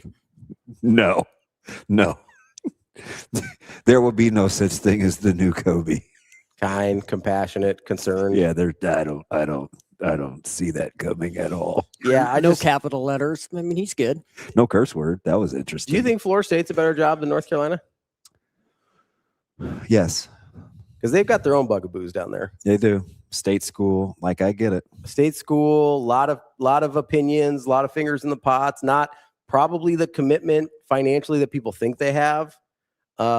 Facilities have been an issue, although I think they have a new one underway. Like, I think Evan is spot on too. By the way, this is my calming mechanism. All the warms, like I was thrown for a loop a second by the farter. Yeah, and I had to just get my composure. So Evan says this is the equivalent to sitting on my hands for the podcast. He says he's fighting off an aneurysm from his surroundings. Yes. I think that's aggressive, Evan. I don't think that's not. I mean, Rico is just too much. Evan, you're supposed to be Team Ravi here. I don't know. So he's much. I didn't do anything. Much like Kobe without the curse words, Evan is an equal opportunity offender. Yeah, that's my guy though. Like he will he needs to. Everybody's kind of fair game. He needs to. I mean, he needs to ride with me. That's kind of being a baby. No, I mean, listen, I don't think it. I don't know if it's debatable if FSU is a better job than Carolina. I get some of the hidden problems. It probably is, but I also think it's not as good of a job as most people probably think it is. Yeah. Is that fair? What is it? One more time on the list, because I'm telling you, what's the best job on the list? SC, I think. But we keep saying that. It has slayed many a coaches. It has. Now they've also slayed themselves a few times. Lincoln Riley was a home run hire. It was, absolutely was. Everybody, I mean, universally praised that hire, and myself included. That was an incredible hire. It was a coup. People thought he was going to LSU. Absolutely not, Jibs. Absolutely not. You know who's interesting? Who? Especially if they get the upset in the opener, which they very well could. Who? Jeff Brom at Louisville is interesting. Okay. Brom would leave, right? That's the alma mater thing though, isn't it? Man, what's the ceiling there? I know, but like if I understand that going home isn't for everybody, but if you made that choice and you're doing it successfully, that's got to be pretty hard to leave. How about another successful year from Dan Mullen? Listen, I like Dan Mullen. I liked that hire at UNLV. Like, I think Dan Mullen gets another job. Well, if he wins again, if they go 10-2 again, I think he's out. Yeah, like he's literally doing this. I made the joke last year. He's last chance Ewing things at UNLV just to get in, get out, get the wins, and move on back to the SEC or somewhere. I said this about Cignetti though. Dan Mullen's a good coach. How much of it has to do with he's in Vegas and nobody really is paying attention? Again, great place to be for him. I don't like unless you know what would be a good job for him. Go to the Big 12. Like, find a place in the Big 12. Don't go back to the SEC. I mean, certainly not Baylor. That job may be open. Evan says he still thinks FSU is the best potential job, all things considered. I agree. Maybe I just know too much. I like. Maybe I'm too close to it. That's possible. I agree. But I do think there are some similarities between SC and FSU, though. Yeah, I think that's and fair. a lot of it has to do with real life expenses and expenditures versus the expectation level. Yeah, I think is 100% accurate. Who would be a good Big 12 team? You know what would be a good job for him is he just got here. Arizona, I think, would be a good job for him. If Kenny Dillingham moves on, Arizona State would be a really good job for Dan Mullen. I don't know, man. You don't think so? High flying and not a lot of under the radar. Listen, he's asking for money at Arizona State every press conference. Okay. Dillingham is not afraid to ask for money. No, but I also he just did it last week. Is Dillingham going after a different type of thing than Mullen is, though? Like, is he operating differently than Mullen? No, he's significantly younger, so maybe. But he seems like that job screams Dillingham, doesn't it? I think it's a good job. Family. He's connected. I think it's a good job for him. Everybody, all his people are there. I think it's a good job for him. He's not gonna move, but they are my. Since you're talking Big 12, my Big 12 dark horse. No way. It took Fritz forever. You love Houston, yeah. Houston's going to be good. Yeah. Mark my words. I would say. Now, the schedule isn't. BYU and Houston are my. I mean, BYU is not a hot take, but I think BYU and Houston would be my two favorites for the Big 12. I'm not buying the Cincinnati thing. Like, people can. How about neither one of us on Texas Tech? I thought that's the slam dunk. That's what I meant. I'm not buying the Texas Tech thing. I'm not buying it at all. I'm calling BS on all the people that are like, yeah, but the rosters are really good. That they've been through a super weird offseason. Like, they go about things in a very like mercenary like way. You have to get the chemistry to fit. And I'm going to be honest, they got off to a bad start making the chemistry fit. You know who would be interesting at SC? Who? Is JG Kinney. Oh. GJ, I'm sorry. Why? From Texas State to like the prowess, the style. Texas State, I've said this for 3 months, and I'm sure you guys will have to Google, have one the best dual threat quarterbacks in the country. Mm-hmm. So you've been on Texas State. Yeah. I'm telling you. Like, GJ would be interesting. But again, a job that's not open yet. Yeah, and I think I would say SC less likely to come open than Wisconsin. I think. I mean, it seems like very similar situations, though. Yeah, I just think and the thing about Lincoln is, and that's why I'm fascinated to hear him today, he's all but told you sometimes, like, he's not happy in fair. He's not happy in SoCal. Fair. Like, he's challenged the fan, but like, it's just been a weird tenure. You know, it would be a really good job for Dan Mullen. What's that? UCF would be a really good job for Dan Mullen. Frost going anywhere? Well, I don't know. I'm just saying. I mean, I'm not. None of these jobs are open. I'm just saying, like, in a theoretical world in which Dan Mullen moves on back to the power conferences, like, I think UCF would be a really good job for him. UCF or maybe, I'll be honest, I kind of like West Virginia for him. Well, they just did. Well, if the Rich Rod thing doesn't work out, it'd be a couple years still. West Virginia is going to be. You're going to fall asleep and get to Wheeling and Morgantown, and you're going to take an L. Mm-hmm. Like, West Virginia is that team that they're the Washington of the Big 12, where it's like, that one's kind of scary. That would be ballsy, Kobe. Sure. That would be ballsy. He said, what about Will Stein at SC? Like, a 1 year. I mean, is Kentucky going to hit the ground running? I thought Stein's press conference at SEC Media Days was pretty fantastic. He does not appear to be lacking confidence. USC going to hire a 1-year head coach from Kentucky. That seems like a no to me. It's a gutsy take. It would be. I mean, it'd be a super gutsy hire. But that doesn't seem like an SC Radman, hire. I don't know how good would Washington have to be to pluck fish to come down the street? I mean, at least 10, right? Yeah, it'd At have least to 10. be a sensational year. Yeah, they got to be in the college football playoff for that to be a viable option for USC. Because I think Fish comes with his own share of questions.